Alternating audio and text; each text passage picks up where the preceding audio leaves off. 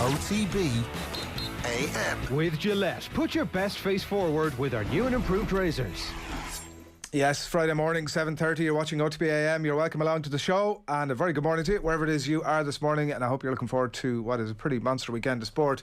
As always, Eoin, how are you getting on? Good now. Adrian, how are you keeping? Good now, good. We've all sorts of connotations, permutations, competitions to look forward to, and some of them to definitely forget about this weekend. It's definitely been a bizarre year for heading into games this weekend that across various competitions that mean absolutely nothing. But it's not the case for the Eurozone, and I was thinking about it in the car on the way in this morning about it is with we're not there, but it is a bit like Christmas morning, isn't it? You're waking up and you're coming down to see what's under the tree. Now, from our point of view, this time around, and it tends to be generally the case, we know there ain't going to be any presents under the tree for us, so it's not that exciting, but we are very excited by the fact that there will be other kids in the house who are going to get great presents. Somebody's going to have the Lego, somebody's going to have the bicycle.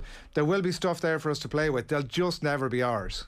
It's a good analogy. I think I would actually counter that and say that Ireland not partaking in a competition allows us to enjoy a competition and all the different facets of it a little bit more. So it's like Christmas morning and you've got a jigsaw and you've got a PlayStation and I don't know what kids get, a Power Rangers Megazord, for example. I don't know what kids get these days, a jigsaw and a PlayStation.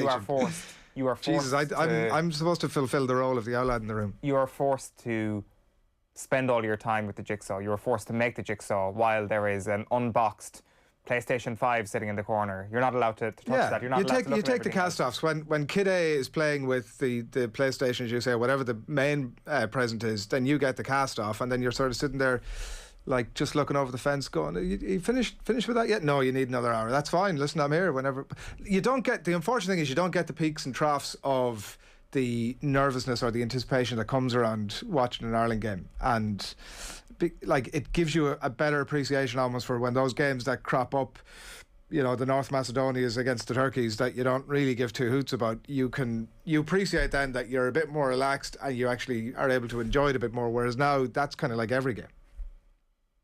Yeah, that's a fair point actually. I guess that there is almost like a release of a pressure valve after Ireland have either done their bit or failed miserably, and there's always another game up. Of course, we would all prefer to be talking about the Republic of Ireland over the next couple of weeks, but we will pay more attention to North Macedonia, I feel, and we're all more informed in all of these teams because we're not obsessed with what has either Mick McCarthy or Stephen Kenny said in the build-up to a certain game, or what certain player has dropped what bombshell about how tough Ireland are to play against. And that kind of element of things is a little bit monotonous, whereas now it feels very technicolor, and it feels like this is a tournament that I think, with Ireland not being there, we go into being like, oh, I know a thing or two about all of these teams. I can actually make an informed decision on who's going to win this thing. Whereas if Ireland were there, it'd be like, France to win maybe. I don't know. Are there other teams? Teams playing? I wasn't aware of that. It's just very, very tunnel vision. And like sometimes we criticise England and their press for getting carried away when it comes to these tournaments.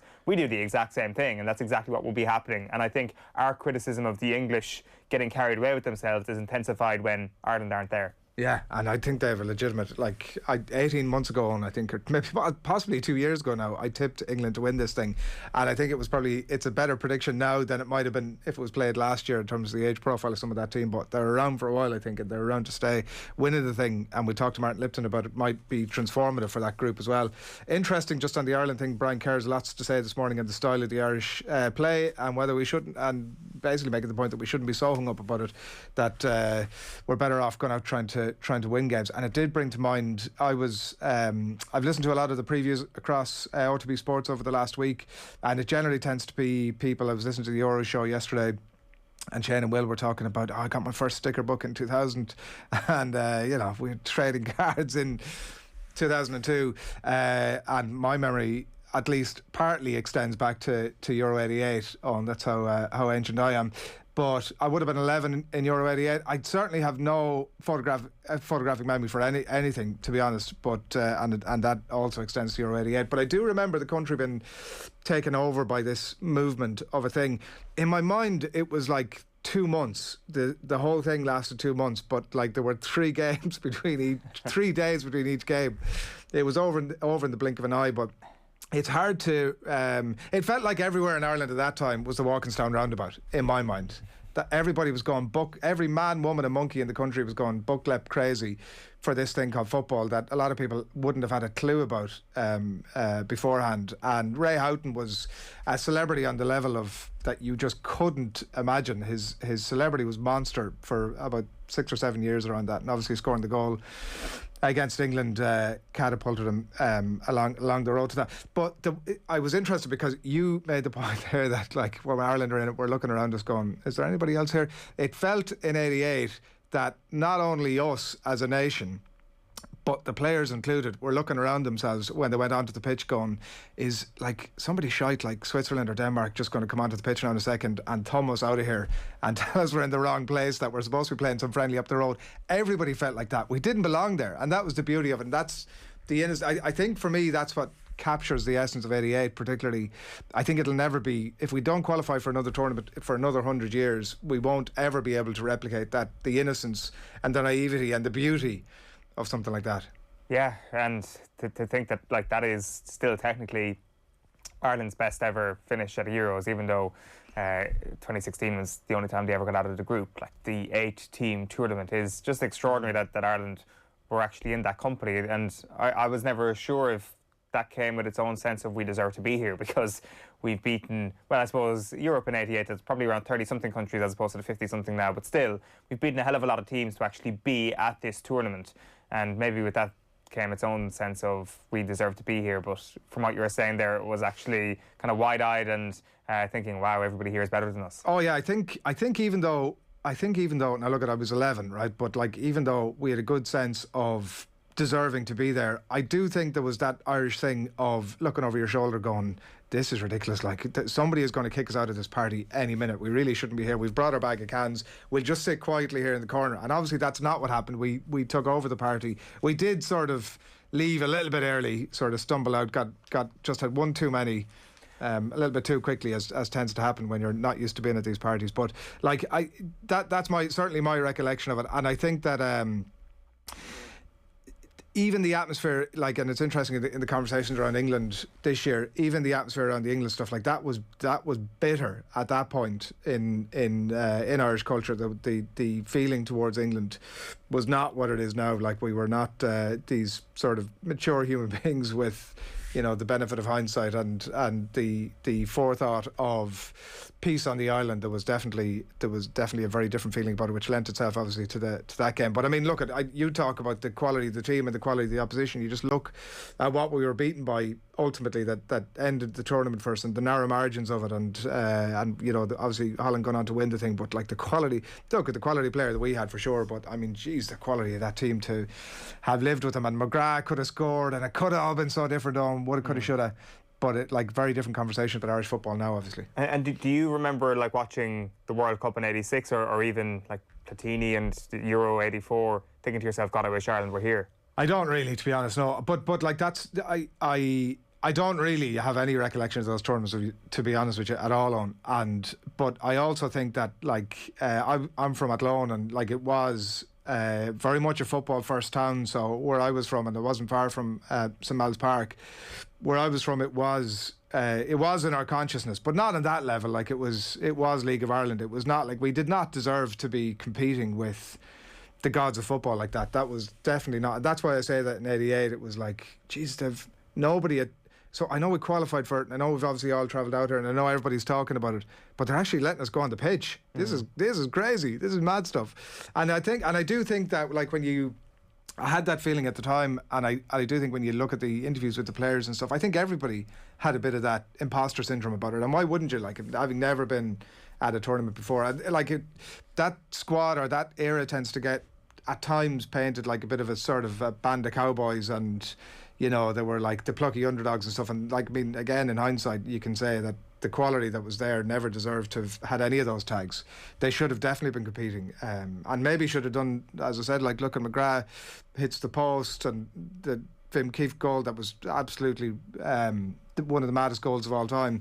A couple of little grains of rice on go our way, and suddenly we're having different conversations. And in hindsight, like, we mightn't have felt it at the time, but certainly in hindsight, we would have been fully deserving of all that. Yeah, without question. I do think as well that you were in a very fortunate position to be 11 when that run in Irish football started. Like, that childhood wonder is just incredible. And I could never really make my mind up what would have been the best age to be during those 6 years and those 3 tournaments. Like, what would it have been? What age you were, or a little bit older, where you could go on the lash and actually, it's part of your. It's just a memory you'll never forget. Whereas for you, you kind of have bits and pieces here and there, but it informs your childhood, and it's 3 summers. It'll feel like 3 full summers, even though, as you say, it was like 6 days or 7 days. But while Ireland were involved in Euro '88, and whatever tournament falls between the ages of 9 and 11 in your childhood, that is the one that you would look back on and say, that was my childhood tournament. Yeah, look, it was like it was ideal, and also it was like you were just at a perfect age, because you weren't old enough to have any other thoughts in your head other than this is the most important thing that could possibly exist, and like it's a life and death.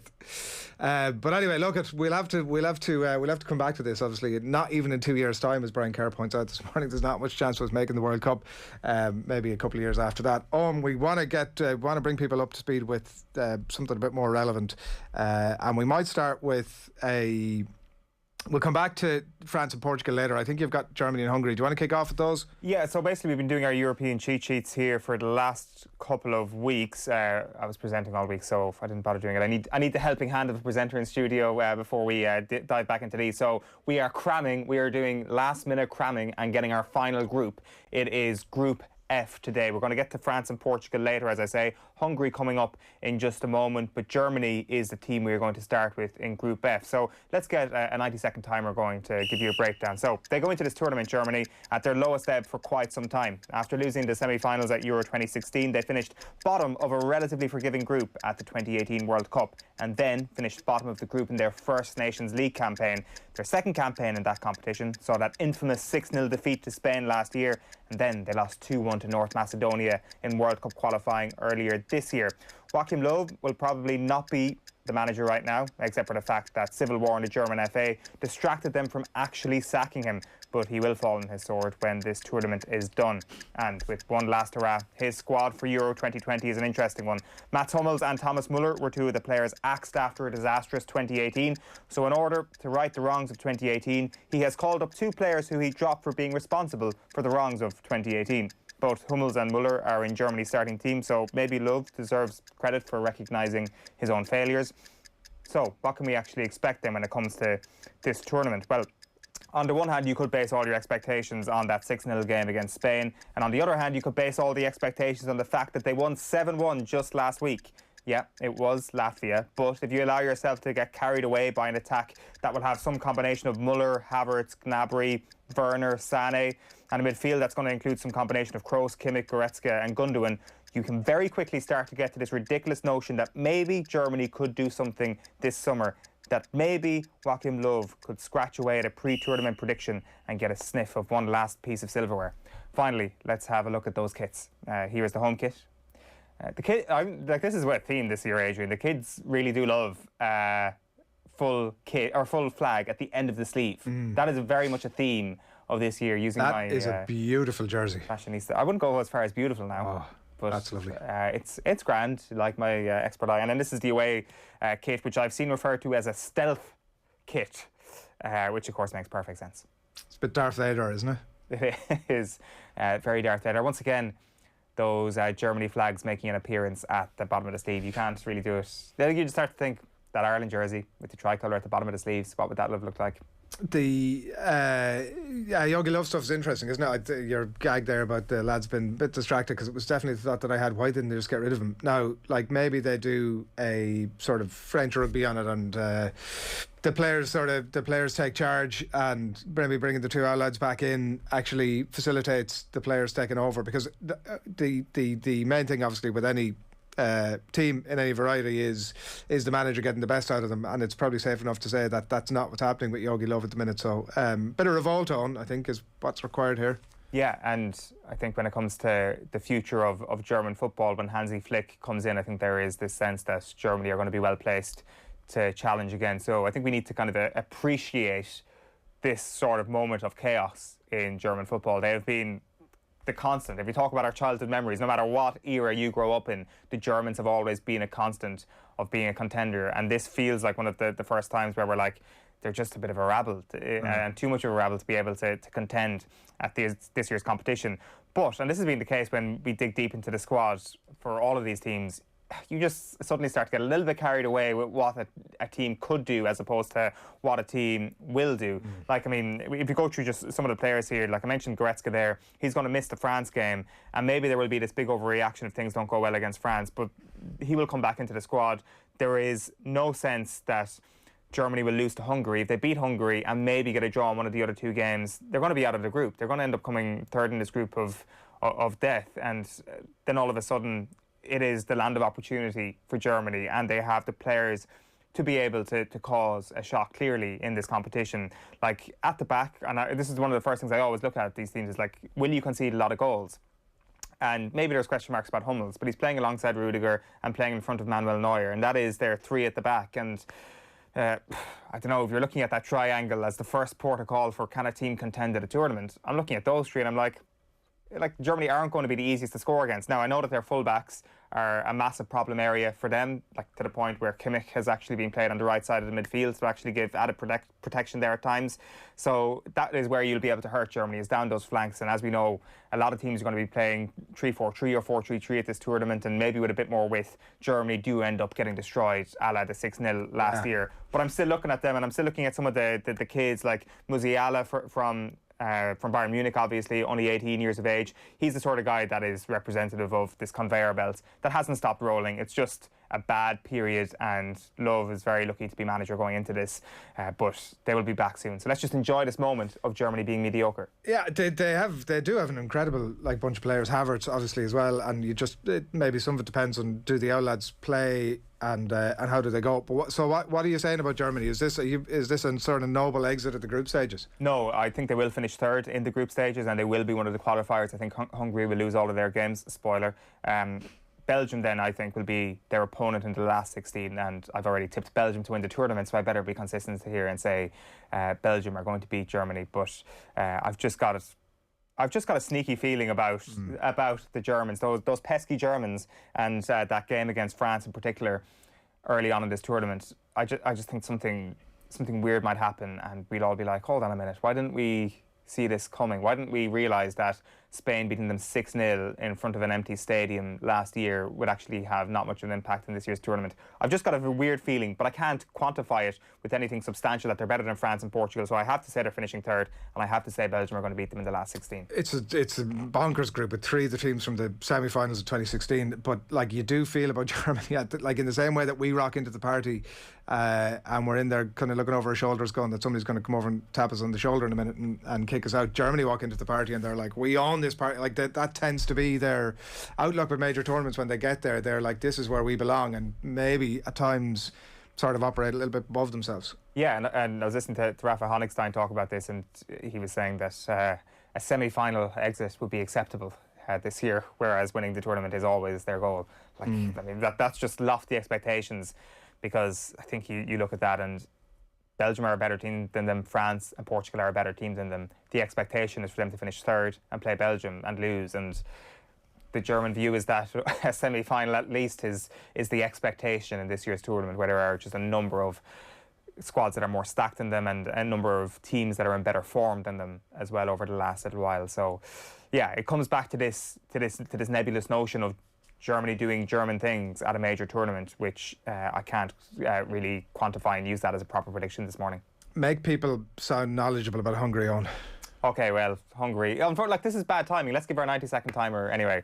So, as I just said there, the people of the Republic of Ireland can obviously say that Hungary are no great shakes, finishing behind Croatia, Wales and Slovakia in their qualifying group, but beating Bulgaria and Iceland in their Nations League pathway is what qualified them for back-to-back Euros for the first time in their history. So before 2016, the last time Hungary played at the Euros was in 1972, and the nation's footballing glories are obviously in black and white with Puskás and those World Cup final appearances in 1938 and 1954. In Euro 2016, Hungary finished top of a group that involved the story of that summer, Iceland, and the winners of that summer, Portugal. Their reward, though, was to play Belgium in the last 16, and they got smashed 4-0. They will almost certainly not top their group this time, being the team most people expect to actually experience death in the group of death, but they will get to play their first two games at home. However, they would happily give that up in exchange for Dominik Szoboszlai being fit. He is their talisman, their main creative force. He is the guy who booked their ticket to the tournament, scoring in the 92nd minute against Iceland. But he is injured and he will miss the tournament. So Hungary will then rely on a couple of other Leipzig men to keep them in games. Their goalkeeper, Peter Galassi, is probably the most recognisable name in the team. And then their centre-back, Willi Orban, has played over 200 games for Leipzig as well. You will be searching, though, for a long time to find someone with a lot of creative and attacking spark in this team. But if I had to pick one, Adam Zalai, who we obviously saw the other night, has 23 international goals to his name. And we just expect his head to be on the end of every single cross as Hungary try and score from set pieces. The best thing about Hungary, I can say about this going into the tournament, is their home kit, which I think is a cracker. And let's have a look at the away kit as well, which is a bit more traditional. Yeah, more of a classic feel to that. But as I say, this is really bad timing to be talking about Hungary because we all watched them the other night. And maybe we just saw a version of Hungary the other night that was on the front foot and had more possession, and that is something they will not experience in their 3 group games. So their game plan against Ireland is not necessarily going to be their game plan against France, Portugal and Germany. There should always be, I think, a distinction made between a group of death and a group with good teams in it. I mean, it ain't a group of death. Correct.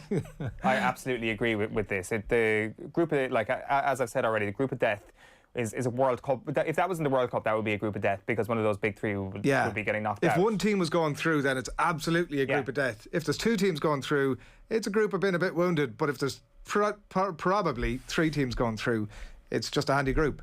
Absolutely agree with that. And, like, I mean, you go back through the last little while in Hungarian football, and they have been really good over the last couple of years. And they come into this year, though, and you look at a couple of their results, and obviously the result against Ireland the other night was scored a draw, put 1 goal past Cyprus a few days prior to that. Their World Cup qualification, they started it off with a 3-all draw with Hungary and have beaten Andorra and San Marino. So they're in a good position there, and it does seem that they are travelling in the right direction. Once you take Szoboszlai out of that team, all of a sudden their key players look quite old. They're experienced, but like Hungary have played in one other Euros in this generation, one other major tournament in this generation. So are they actually experienced or are they actually just old? Like, club experience is different to big tournament experience, especially when they're in this sort of group. And I've actually found it easier to look at North Macedonia and Finland and make a case for them than I've found it to make a case for Hungary. Now, of course, I mean, there are, like, I know that Pukki has gone through his injury troubles, but and maybe it's not as serious as Szoboszlai. Maybe that's why it's easier to make a case for them, because they have their totemic figure possibly available for this entire tournament. So maybe that's just what it comes down to, and the strength of the group that they're up against. But I just find it very hard to make a case that they're going to do anything at this tournament, which is obviously going to come back and bite me in the ass, I think. Yeah, well, look at even their jerseys, Mackie, and there's no reason to get... You don't like it? You're not having a home jersey? Nowhere near that Germany jersey. That Germany jersey is absolutely beautiful. And, look, there are 2 more teams, obviously, to get in this group. We'll come to them. The group of... we'll come up with a sexier name than the group of very good teams that are almost all going through. The group of opportunity, I think it is, because the top team... Like, in fairness, the 3rd team will get Belgium. The 2nd team will also, I don't have the draw in front of me, will also get a tough draw. It will be, I seem to have lost that there now. England, Portugal, sorry. So the 2nd team will be going up against England if they top their group. Okay. And then, the top team gets the easiest drop. Going to get stuck into England in just a little bit in the company of Martin Lipton, as you can see there. We're going to get the latest sports news in just a few moments' time as well. Phil Egan standing by for that. And a little bit later on, we're going to talk some Roland Garros, obviously moving into the business end there. Colm Boohig, our resident tennis expert, will join us to get stuck into that. A live crappy quiz, by the way, coming your way at 9:10. And then Brian O'Driscoll with his inside lines on All the Lines chat as well. That's from 9:30. You are watching OTB AM live in association with Gillette. Good morning start with Gillette, giving you the confidence to tackle the day ahead. It's coming up on 5 to 8. Phil Egan, good morning to you. How are you doing, lads? How are you getting on? All good. Where are you kicking us off? Well, obviously you're talking about the Euros there. Kick off tonight, a year on from its original date. We've got Italy and Turkey. It's in Rome. I suppose the fact that there's going to be fans at this tournament kind of adds to the excitement. 15,000 fans will be inside the Stadio Olimpico. And I know a lot of people fancy the Italians, Roberto Mancini's side, go into the tournament on a 27-match unbeaten run. But quite a few people have also tipped Turkey as dark horses, quite a young side with obviously an experienced striker as well, in Yilmaz, who won the League On with Lille this season. In terms of fans, obviously a big night here at home. 3 events are going to have fans at them. So you've got 1,000 fans at Tallaght Stadium in the Shamrock Rovers and Finn Harps game as the SSE Electricity Premier Division season resumes. 600 fans will be at Turner's Cross for the First Division meeting between Cork City and Cabinteely. And there'll be 1,200 fans at the RDS for the Rainbow Cup game between Leinster and the Dragons. And that game is at 8:15. Just in terms of some of the other football on this evening, I mentioned the Shamrock Rovers and Finn Harps game at 7:45. Then you've got Derry City against Bohemians and Dundalk face Waterford. The Republic of Ireland women's team are in friendly action this evening. Vera Pauw's side take on Iceland. That game kicks off at 6 o'clock. Obviously, you're going to be talking tennis. The semi-finals in the women's draw yesterday, very dramatic, in particular the second one. And no luck for Sakari, the Greek player. But there is a Greek player in one of the semi-finals today. Stefanos Tsitsipas takes on Alexander Zverev. That's the first semi-final. Then all eyes will be on Philippe Chatrier as Rafa Nadal, the defending champion, going for 14 French Open titles, takes on world number 1 Novak Djokovic. It's a repeat of last year's final. Obviously, Nadal won it. Going into the game, Nadal has won 105 out of 107 matches at Roland Garros. 2 men have beaten him there. Novak Djokovic is one of them. The other one, Robin Soderling. So that's due to start around 4:30. A great round for Leona Maguire, top of the leaderboard after round 1 of the Medihill Championship in California. The Cavan golfer 7 under par after an opening round 65. So she's 1 shot clear. Seamus Power is 1 under par. Putter Countenance 2 over par after round 1 of the Palmetto Championship on the PGA Tour in South Carolina. Wes Roach leads there on 7 under. And in hockey, the Ireland women will be looking to bounce back from their 1-1 draw with Spain on Wednesday at the European Championships. They take on England at 10:30 in Amsterdam. Fair chance that they're going to have to win that match and win their next one to get to the World Cup. Now, there is going to be a chance to qualify later in the year. I mentioned, obviously, Leinster play the Dragons. Munster also in action this evening as well. They kick off away to Zebre at 6 o'clock. So that's pretty much all the sport taking place today. Fairly bumper day of sport and kicking us off nicely for the weekend. Brilliant. Thanks, Billy Phil. It is a bit of a weird weekend, all right, for tournaments, or for games that don't really mean very much in the greater context of tournaments. Thanks a million for that. The Rainbow Cup, and potentially, although we're not quite sure yet, with the National Football League as well. We'll see how that pans out over the next couple of days. We have lots to get through. We've loads of comments coming into us as well. Croatia and Netherlands are my dark horses, says John. Good morning to you, John. How are you getting on? Watching us on YouTube there. John Wayne on acid on YouTube has been in touch this morning, and good morning to you, John. I hope your morning is going as well as your handle suggests. England will be coming home all right early, he says. So that's his thoughts on that. England semi-finals. Grealish is frighteningly good, says Stephen McNamara. And John O'Leary says you can never write Germany off. England beat them 5-1 in September 2001. 9 months later, they were in the World Cup final. They can find form and have a side capable of beating anyone, which is the great possibility of the day the tournament begins. It's pretty much, I mean, it's not quite true of Hungary or North Macedonia, but there are a lot of teams in there who will be feeling that this morning. I think we'll be sitting here on Monday morning after a significant moment in the history of North Macedonia that play Austria in the middle game on Sunday, and that is a banana skin if you're the Austrian head coach. Yeah. I mean, I hear you on. I think in the grand list, I was listening to Damien Delaney talking about the games that he might or might not watch. I mean, I like to think I would watch that game because it's so early in the tournament, Bob. Oh no, I'm going home for the weekend, and I've already picked that as the window to drive back up. Like it's like let's not make any bones about that fact. Yeah. Like England-Croatia is obviously going to be unmissable on Sunday night. Right, do keep your comments coming in. If you've got football thoughts in your mind that you want to share with our audience, we'd love to hear from you, so do keep those coming into us over the course of the morning with you between now and 10 this morning. We're going to talk a little bit of rugby now. We're going to hear from Stuart Lancaster. We asked the former England head coach, obviously senior coach at Leinster, to do a bit of a deep dive on the lines during the week and on South Africa. He broke down the Springboks challenge with Joe on the show earlier in the week. The podcast in full is certainly well worth digging out to get his innermost thoughts on that. It's available on the OTB Rugby stream on a podcast stream near you. Here is Stuart Lancaster on why the Lions have brought an extra bit of, why they haven't brought an extra bit of creativity with them.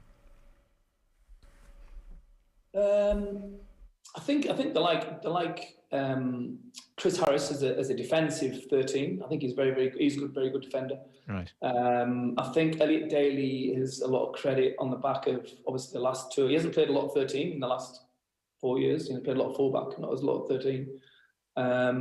His long range goal kicking, I think, at altitude, he's banging them over from 60 metres, Elliot Daly.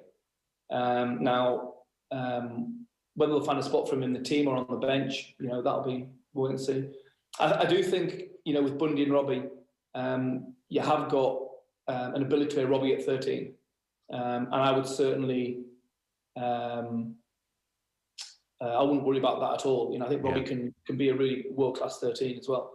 And I think, when you go back to the last tour, when Johnny played at 10 and Owen Farrell played at 12, I thought that looked a really more effective combination in the second and third test. I can see, you go back three-wise, I think the aerial contest in the back three is critical.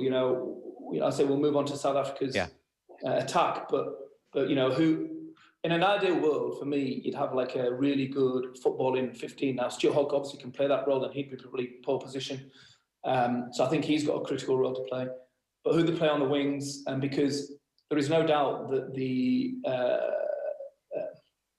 Faf de Klerk, is a very good box kicker, and he does it a lot.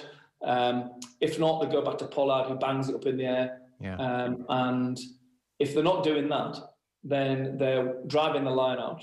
But Delandy's carrying into, Bigger or Farrell, whoever's in the 10 channel, and then you've got probably Vermeulen or Steph du Toit coming charging around the corner.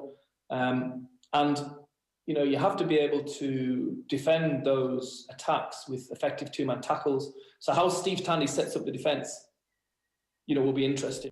Yeah, very interesting. Stuart Lancaster there. The variation in that South African play will be interesting to see, and the games will take on a life of their own as well, in that you can make all the previews you want now, but sort of after test one, where some things have worked and some things hasn't, one team is really chasing it in that they got to win for their lives, and the other one is trying to kill the series. It'll really take on a life of its own, and there'll be plenty of players across the warm-up games as well that are going to put their hand up. I'm absolutely certain of that for selection too. It did feel as if the lack of creativity in the midfield, that Lions midfield maybe that he was talking about, the name that sort of jumps out from me from all of that is Gary Ringrose, obviously, who hasn't been selected. So I don't know if that's he's looking after his boy there on.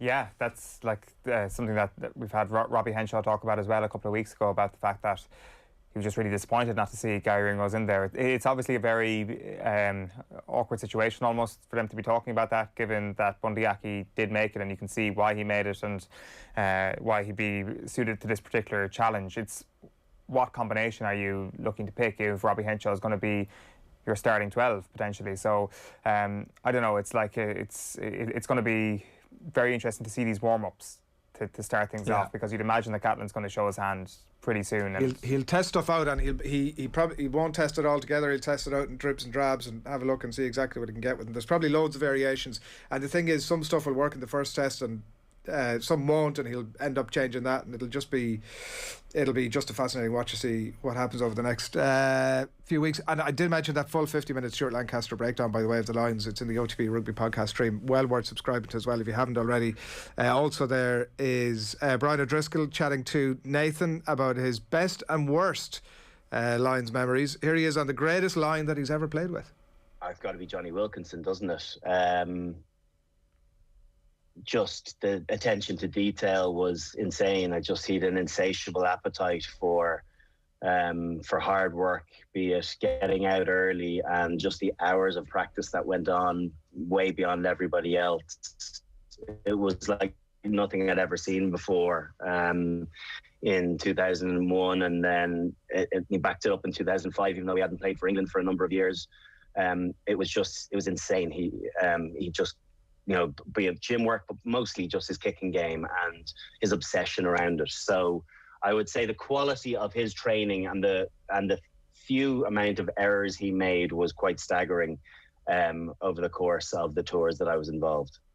Loads of really good stuff with Brian in conversation with Nathan last night with his Lions memories, and I'm sure there'll be lots more where that came from over the next while as well. One other thing that we wanted to we're going to bring you that full chat, by the way, a little bit later in the show as well, from about 9:30 this morning. Brian in conversation with Nathan last night. One other thing that we wanted to mention in terms of the rugby this weekend, we're never going to speak of the Rainbow Cup again, right? Let's just sort of get that off the radar straight away. It'll be the tournament that shall never speak its name. There are more dead rubbers this week than, well, look at, you know yourself.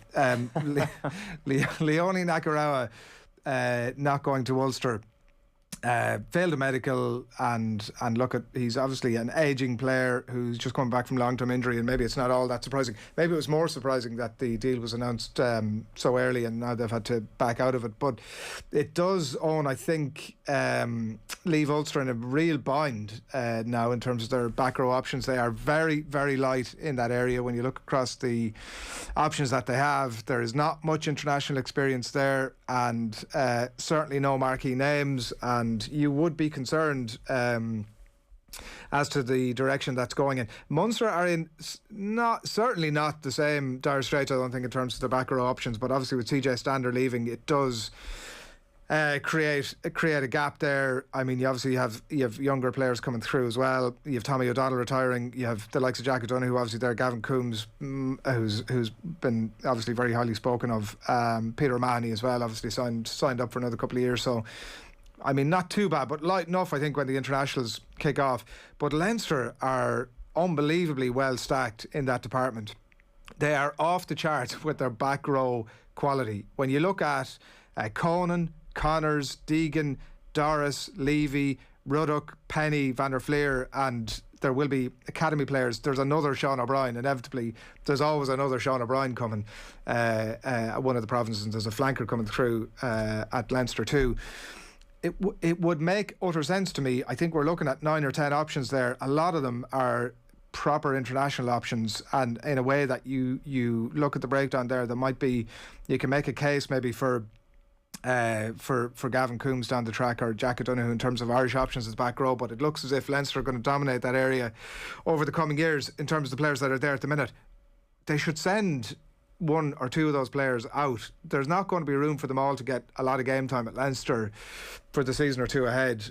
With the other provinces in dire straits, it would make total sense to me that Leinster would supply 1 or 2 of those players to some of the other provinces. I can't believe you sit down and watch Leinster play with a glass of wine and a bit of expensive cheese every so often, and you are now sitting here on a Friday morning saying that they should harm themselves by sending out some of those players and injuring their squad depth. This is treason, Adrian, what you're committing here. It is for the benefit of Irish rugby. Like, ultimately, we can't sit by and look at some of the other provinces who are major. Like Ulster what are they going to do? And this is where the thought process came from my end. Are they going to look to the international market to say, we weren't able to bring him in, who's the next best international sort of non-Irish player that we can bring in somewhere? Where actually on your doorstep there is a province who are, and like, look, they wouldn't, I don't think, thank me for making the suggestion, but like, I think that they overflow with quality, and that quality isn't going to get enough game time at Leinster. It's as simple as that. It just makes so much sense to me. There will probably be an appetite from the players, maybe, as well. Like, obviously we had that Jordy Murphy situation a few years ago, and he would have left right at the peak of that Leinster team. Now, I think the deal was signed probably before they actually won the Champions Cup and before he actually got into that starting team, and there was a few injuries here and there. But I wonder if you went and asked him now, was it definitely the right decision? I wonder what he would say. I wonder, maybe, was there a sense that there was just a lack of appreciation at the time for just how attritional a position it is, and how many of those 9 or 10 players that you mentioned there, they actually go through in a given season? Like, they are getting game time, they are getting meaningful minutes. Now, granted, there will be a time inevitably in the future when there will be 8 or 9 of them fully fit, and all of a sudden there will go a period of time where it might be a month or 2 where those lads aren't starting games, and then that becomes a problem if you're looking for the Ireland conveyor belts to be in good nick. But Leinster want to look after themselves. Leinster need to think about what sort of shape they would be in were they to get 3 back row injuries, for example. 3 back row injuries, not the most unusual thing in the world, the way modern rugby is. So I don't think this is going to be a directive from Leinster whatsoever. I think that maybe if the players themselves want to go and get game time, they know themselves they won't get meaningful game time, then fair enough. But this is an IRFU decision, isn't it? Yeah, it won't. This will not come from Leinster. There's no question about that. Like, I mean, you're talking about Jordy Murphy. You'd have to say his career hasn't kicked on since he went to Ulster. But is that the absolute guaranteed template? Like, I mean, I don't know. Look, there's been a lot of players that have gone either directly from Leinster to Ulster or from some of the other provinces, and Irish players that have obviously played abroad and come back to play there as well. Like, has it been a proven path of career progression? Not for many of them. I mean, you could look at the likes of John Cooney and certainly say that his career, and it hasn't definitely reached the potential still that it might have done, and maybe he's been very unlucky in that regard. But it does prove that there is a path there for a player to go and get game time. Like you mentioned about maybe if Leinster end up getting a couple of injuries and the pools get depleted a little bit. If Ulster get hit by a couple of injuries now in the back row, they're screwed.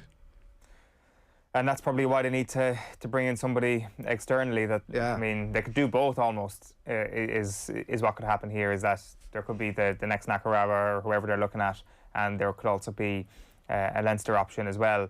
Like Munster are probably going to try and not do both because they won't be necessarily taking a Leinster back row, but they'll have brought in Jason Jenkins, who gives a lot of depth, and they'll be looking to give more meaningful game time to a lot of those players coming through the academy as well, which has been spoken up quite a bit over the last few years. So I'd say there's probably still going to be a massive effort on the part of Ulster to try and get their marquee signing. I don't think they'll just be like, right, let's look within. I know things are going to get a little bit tougher as the summer rages on, but I think I would be surprised if Ulster don't make a play immediately and be like, we need the next one. And you know what? There may actually be somebody out there who is a bit younger than Nakarawa, who has not a higher ceiling than Nakarawa, but a higher unappreciated ceiling at this point, and it may be a bit cheaper than Nakarawa as well. I don't know. Like there's a lot of hidden gems that we just simply wouldn't be speaking about this morning because we haven't seen them play, that a lot of these provinces have their finger on the pulse with regards to, and this seems like this might be a bit of a free hit, an opportunity for Ulster to bring in somebody from abroad that isn't going to upset the apple cart when it comes to Irish rugby and its development. Yeah, well, look at Nakarawa's now lad. Like it was a year's shot to nothing essentially to bring him in, and obviously a recent player of the year, great quality, but like long-term injuries and stuff. Mark Oliver saying that it's a bit of a sweeping statement to say that all the other provinces are in dire straits in the back row. Would say Ulster are the only one that's a bit light. I do think Munster are a bit light, I have to say, and there'll be players coming through from the academy, but in terms of experience, you'd have to say that they are a little bit light in that regard as well. Plenty of other comments coming in relation to the Euros. Shifty Lad on YouTube, good morning to you, Shifty Lad, saying loves the reminiscing. Euro 88 was so good. No tech, 5 TV stations, competition pullouts.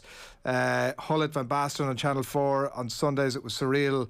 USSR were hammered 1-1 and they almost won it. He says there's loads of great comments and thoughts coming in, so we'll come back to those in just a little bit. I do want to mention as well, by the way, that we spoke to the Considine sisters in the show, might have been last week, a couple of weeks back, and we do want to remind you that the Aviva Ireland hashtag Lace Up With Pride campaign, and these are a couple of beauties, as you can see there, in association with Intersport Elvery's, giving you the chance to buy those rainbow laces. £4. They're at selected stores, they're online at elverys.ie, and it's all raising funds for the LGBT plus charity Belong To Youth Services. So it's for a great cause.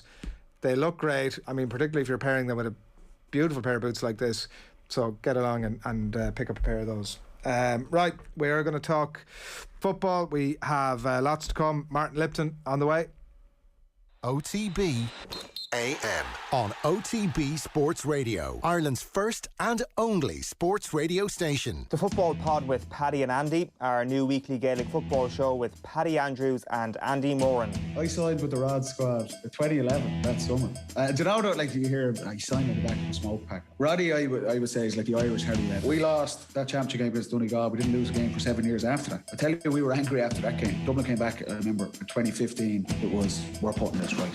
Download the OTB Sports app and subscribe to the GAA podcast feed now. Why not check out the Boyle Sports betting app to combine multiple markets on the same match into one bet with the Boyle Sports Bet Builder? Rated 4.5 stars on the App Store, you'll find all our latest odds and offers for the Euros. So remind us where to go, Stevie G. Boyle Sports. This is betting. 18 plus, bet responsibly, gamblingcare.ie. Invisible Threads, a Go Loud original. As we celebrate the 6th anniversary of marriage equality, Invisible Threads meets older members of the LGBTQ community who reflect on their journeys and tell their stories. From shame and isolation to conversion therapy, from living with fear to coming out as an older person. Join me, James O'Hagan, for this powerful 8-part series, winner of the first Go Loud Podship. Subscribe to this podcast for free on the Go Loud app. Sean, what's that thing going round the garden? That is our new Husqvarna Automower. Automower? Yeah, it's a robotic lawnmower from Husqvarna. Cuts the grass automatically, has GPS tracking and an app. Even works in the rain. I just thought, why spend time cutting grass when I could spend it with the family? Great! You can put the dinner on, so... No can do, love. Have to paint the man cave. Husqvarna Automower. Never mow again. Learn more at husqvarna.ie. OTB AM. With Gillette, put your best face forward with our new and improved razors. Gone at 8:15. It's Friday morning. You're watching OTB AM. Delighted to have you along with us. Do keep your comments coming into us. By the way, I do want to remind you that all this week here on OTB AM, we're giving you the chance to win a €150 Expert Electrical voucher with thanks to the good folks over at Expert Electrical. It's your home for large screen TVs this summer, and it's a sporting summer, of course, with Expert, and you can find your perfect TV on expert.ie or in their 67 stores nationwide. We're going to have a voucher and have had a voucher winner each morning this week, and then one of those lucky winners is going to have the chance to win a 55-inch Philips TV if your name is picked out of the hat on Saturdays off the ball. And to be in with a chance to win this morning, just tell us who our mystery voice is. Well, then we can stop the interview because I only want to talk to people who have a little bit of understanding of football. The laugh is the giveaway. Here's that voice once more. €150 and a chance to win a 55-inch Philips TV on the line here. Well, then we can stop the interview because I only want to talk to people who have a little bit of understanding of football. Now, tweet us your answer to @OffTheBall and we'll select that winner a little bit later. And as I said, in the chance as well, in the hat for Monster Prize at weekends as well. Delighted to say football writer Martin Lipton joins us on the line. Good morning to you, Martin. Good morning. Can I enter the competition? I know the answer. I mean, I'm hoping that most people do this morning, but look at you, you never know. You never know. Great hype, obviously, Martin, and chat about the entire tournament that kicks off tonight. The expectation on England as well, which might be legit maybe this time around. It's been legit before though, and they've come up short. Is the hype justified? Well, it's certainly more justified than it would have been in some occasions in the past, because the attacking array of weapons that England have got at their disposal is greater than at any time that I can recall. But there is an Achilles heel at a centre half. There's still issues about the exact shape of the defence and even the midfield. So I think there are answers to be given over the next few weeks, starting on Sunday. But this is a wide open tournament because nobody really knows how the last 18 months or so are going to affect the players from all teams. And England are a side which you feel have got more to find in themselves. Whether they'll find it is what we'll all witness over the next 4 weeks. Yeah, it's going to be a great watch. We had John Giles on the show last night, Martin, and he was making the point that he was unsure generally of Gareth Southgate, and that Gareth Southgate was unsure himself of who he was going to pick in what positions and what sort of shape he's going to play, which can go one of two ways. It can be that the manager is showing great flexibility and that there's obviously a brilliant competition for places, or it can be that everybody's slightly unsure of what the plan is. We will find the evidence of that over the next few weeks, but in terms of your prediction of where that is at, what are your thoughts? I think it would have been a lot easier if Harry Maguire was fit. Yeah, he'd have played four at the back, and with Maguire and Stones as his two. The problem he has is he doesn't really trust any of the others to be the central defensive partner for Stones. Maguire's not going to be available to at least the third game. I'd be actually quite surprised if he plays at all, in truth, because he's been out for some time and it's not going to get any easier. So therefore, he's looking at options, and he may well go back to the three that actually served him pretty well in the World Cup. Got to the semi-finals. It'd be a different three, obviously, but still the same shape.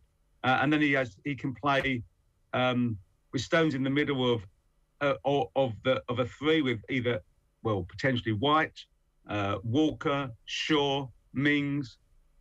But that, of course, does mean the best you're going to play is a 3-4-3, and you have to leave somebody out of the attacking plan because you're going to have two wing-backs. Now, the onus then will be on the wing-backs to get forward. If it is James and Chilwell, they will get forward. We know that. We've seen that for them in club and for Chelsea and City over the last few months. So it then means who do you leave out? I think that the one guarantee is that obviously Kane starts. I think he wants to play Foden, he wants to play Mount, and he wants to play Grealish. But then he'd have to leave out at least two of Rashford, Sancho, and a couple of others. So there's a lot of issues there for him to come to terms with. Sterling, another one, I think maybe struggling to get in the starting team. Yeah, it's incredible, isn't it, when you think about it? And like, in some ways, it's obviously an embarrassment of riches. But what's your sense of how he goes? The Maguire point is obviously a very good one, and how it impacts and stuff. And I was listening to James talking about his own experience of playing in a back three versus being a wing back, and you get the players at this stage of the tournament saying, listen, I'm happy to play wherever you want me to play. Kind of a different it's a different question though in terms of their experience there and how all that plays out. If he's how do you expect him to line out on Sunday, for example? I think against Croatia you go for defensive solidity, so I anticipate a back three. This is purely out of knowing they don't want to lose. England have never won their opening game in the Euros, remember? So a draw is a win in that respect. I think he might go Walker, Maguire, Shaw in a three with James and Chilwell as the wing-backs. He'll then play Rice, and I suspect Phillips, even though he wouldn't be an ideal choice, which then means you've only got three up front. I think he'd leave out Grealish and play Foden, Mount around Kane, and just try, and then he'll make much more attacking changes if he needs to. But that gives it a bit more solidity, you would argue. It does put huge reliance on Kane to score the goal, but then again, England do rely on Kane to score the goals. He's their best player, and he's also the most likely goal scorer, so that makes a degree of sense. And he loves, as we saw at the World Cup, the big occasion. That's a really interesting one that you mentioned, Mount up front in that three. I know it's been spoken about quite a bit, but I guess it doesn't necessarily always form itself as a front three then with Mount in that position, and as you say, he can drop a little bit deeper. His role will be very interesting in that, Martin. And could it almost be a front two with him almost dropping into a number 10 type role? He could do that, or Foden could drop in and Mount could play further. The danger with that, of course, if you've got no one running past Kane. Yeah. So that may be a thing that he goes into his thinking, and therefore but then you'd have to leave one of those out to bring in either Sterling or Rashford. We know he loves Mount. If he was brave, he would play Mount alongside, even with a three, you play Mount alongside Rice, and then that allows Rashford or Sterling to play as well. But solidity is critical. I mean, the one thing we found against Croatia in the past is if we don't deny them the ball, they'll pass you to death. That semi-final in Moscow was proof of that. England got off to a flying start. Maybe they could have been two up, but the longer it went on, the more control Croatia had. Now, of course, Rakitic is gone now, but they still got Kovacic as well as Modric. They've lost Mandzukic, but they still got threat. They're a good team. They're a very, very strong, resourceful, physical team. So England have got to try to deny them possession, and when they do have possession, they've got to give them a proper wall to get through, rather than be open and exposed. Can I ask you a broader question about to come back to the Gareth Southgate one, Martin? Just it struck me when I'm reading John Giles' comments last night on the website that about Gareth Southgate generally, and like it feels, and you could definitely correct me if I'm wrong, you're deeper in it than we are over here, that the jury after, what is it, 5 years for Gareth Southgate, that the jury is still out a little bit. And the question I had was, if he was to be available tomorrow, what level of club would come looking for him? Aston Villa level. You reckon? Yeah. It's not a resounding recommendation there. No, but because the Big Six don't appoint English managers as a rule unless they played for the club. So you can see Liverpool appointing Gerrard in the future. They wouldn't appoint anybody else who was English. Manchester United wouldn't appoint an English manager. Tottenham wouldn't, by choice, appoint an English manager. Arsenal definitely. It's the nature of the clubs. But if he was to win the Euros, that changes everything. Does it? That's a good question. Like, does it? Because it feels nearly Gareth Southgate is such an outlier in football. Like, it is. Like, it's hard to see how his personality, his way of doing things, which is so effective with England in that group, does that work at club level? Well, it certainly can. Look, I'm biased here because I've known Gareth for, 25 years. And I ghosted him at Euro 96. Right. And he is one of the most decent, intelligent, smart, thoughtful people I've had the pleasure of meeting in my entire journalistic career. That might not make the greatest manager for Manchester City, for example. Well, but it does that make him a manager for a club that demands certain things? I think he could cope with any job. In truth, people don't realise, they think he's too nice. You don't become captain of a Crystal Palace team, including Mark Bright and Eric Young and Ian Wright, unless you've got something about you. You don't stand up to Doug Ellis at Villa unless you've got something about you. You don't play 50-odd times for England unless you've got something about you. You don't see things in advance, as he did, in 2012, when myself and a couple of others sat down with him over a coffee in Warsaw. And he was saying, even before England played Italy in the quarterfinals, what we must do is echo what they do in golf. In golf, it's the 4-foot putt. In England, in football, it's the penalty kick. You train your mind. We haven't done that. We need to do it. And if we're ever going to be successful, we have to put that into practice. Lo and behold, what did he do when he was England manager? He changed their mindset on penalty kicks. You've obviously mentioned there, Martin, you worked quite closely with him in '96. How much did that experience of that home tournament, do you think, shape the person that Gareth Southgate is, at least the person that he is on an international stage, and how important is that going to be over the next few weeks, because this is a home tournament basically for England? Well, the one thing, of course, is no matter what goes wrong for the players, he's been there, and worse, because it was on his shoulders. He was the one the nation, I'm not saying blamed, but he was the individual whose sole act sent England out of the tournament. So nothing the players do wrong could be worse than that. So he can give them that personal experience. He knows what it's like to be in an England squad training camp whilst a tournament is taking place in England, when the expectation and the excitement begins to build. And it tends to build slowly. It's like boiling something in a pot. It doesn't start immediately. It slowly heats up as the water heats up. And that's what will happen. And the pressure and the temperature gauge will rise. So he's able to be a valve for that because he's been there. What do you... sorry to kind of come down a tangent here now, Martin, but how does that phone conversation go after he misses the penalty? Is it like, Gareth, time to write your column? Come on, cough up some words, boy. I think it's fair to say that we both sides agreed it would be brief. What was it? Was he? How did you go on? Sorry. Well, no, but look, at that moment, we're talking about someone who was still grieving. Yeah. So you've got to have a personal feel for the chap. What I would say is he was so resourceful. He did exactly everything he needed to do on the day he did. Yeah. How long after? And then he could shut it down and move on with the rest of his life. And that's exactly what he needed to do. How long after were you talking to him? We were talking to him the next day. Right. Wow. Yeah. I mean, that's a nervous call for you to have to make, I'm assuming. Wasn't it? Look, it was no fun for anyone, but it was a quarter century ago. I had hair then. That's true. It will change.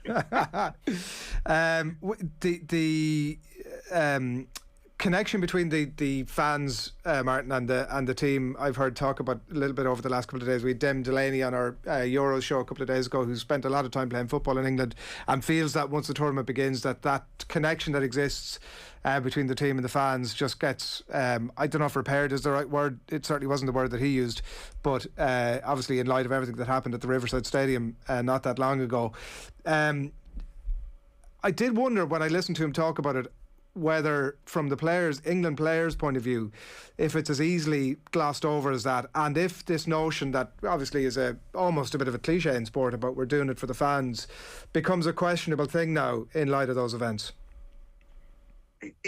What is interesting, I think, is I think there's that survey by YouGov yesterday that still had 54% of England fans backing the gesture and 39% opposed, which I think is surprisingly high, because if you believe what you read, which apparently that the nation's opposed to this, it isn't. Most people in the country understand exactly what this gesture is about. Those who are booing it, I think they're finding an excuse to justify something else, something that begins with an R. No question about it. Like, you just had to look at that Brian Swanson, I think it's Sky, did a piece with some England fan during the week. Some so-called England fan, that's what I would call him. I don't know why he would be given airtime. And I've got another word for him, and it doesn't begin with R, it begins with another letter that's similar sound, but there you go. Egypt was the word that came to my mind, and it's not anywhere near strong enough for him. And I think that might be that might be appropriate. And it was very clear from the probing from that your point is absolutely spot on. I'm actually surprised that the number is that low, that it's 54%. But do you think that, like, I mean, the England players, are going to be, they will have read that, they will have seen all of that stuff. Do you think it's possible, or that it matters, maybe is a better question, if a fissure exists between the fans and the players? I don't think it does, actually, because if they're, once the tournament starts, that takes over everything, particularly if England play well. And then the nation as a whole gets behind, and even those elements of the media who have, and I don't mean the sports media, by the way, here, who are other parts, or basically columnists and commentary people, shall we say, commentators, that's the word. It's too early in the morning. There's a lot of C words going around in everybody's head over the last few minutes. People like, they're irrelevant anyhow. What matters is the football and how the players play for themselves, because this is about the 26 in the squad and the manager, the 11 on the pitch at any one time. The fans of a backdrop. Remember, we're only going to have 22,000 in Wembley tomorrow. And every single one of those players has been booed before. And even this booing, it will last a fragment of a second before it gets drowned out by the applause. And it's not relevant to how they play. And I think some of them will become more determined. Others will just ignore it. Most of them, they think they've made their point. They are convinced, and I think it's interesting that it's players like Jordan Henderson who are talking about the importance of this gesture, not noticeably black, shall we say. This is every single player in the squad agrees with this. White and black and whatever their backgrounds, it is a united position, because they play with, they're aware. I mean, even I know, what are these bunch of hypocritical millionaires? They're not stupid people. They live in this society. They have seen what has happened in British and European and global society. And they are using their platform to make a brief gesture. And that's it. But it's their contribution. And then the moment the second whistle blows, they're playing football for their country, and you can see the pride. Look at Marcus Rashford. Look at Tyrone Mings. Look at all of those black players in particular. This is as huge for them as it is for any player in that squad, because they're playing for their country, and they're incredibly proud of having been selected to play for their country. I was talking to Sol Campbell last night for a piece we're doing in the paper tomorrow, and he was just talking about how when he played against Scotland, coming on for 10 minutes in Euro 96, it was the culmination of everything he had done throughout his entire footballing life to come on for his tournament debut for his country against Scotland at Wembley. And even though he barely touched the ball in that match, it was one of the greatest moments of his entire life. It will be for these players.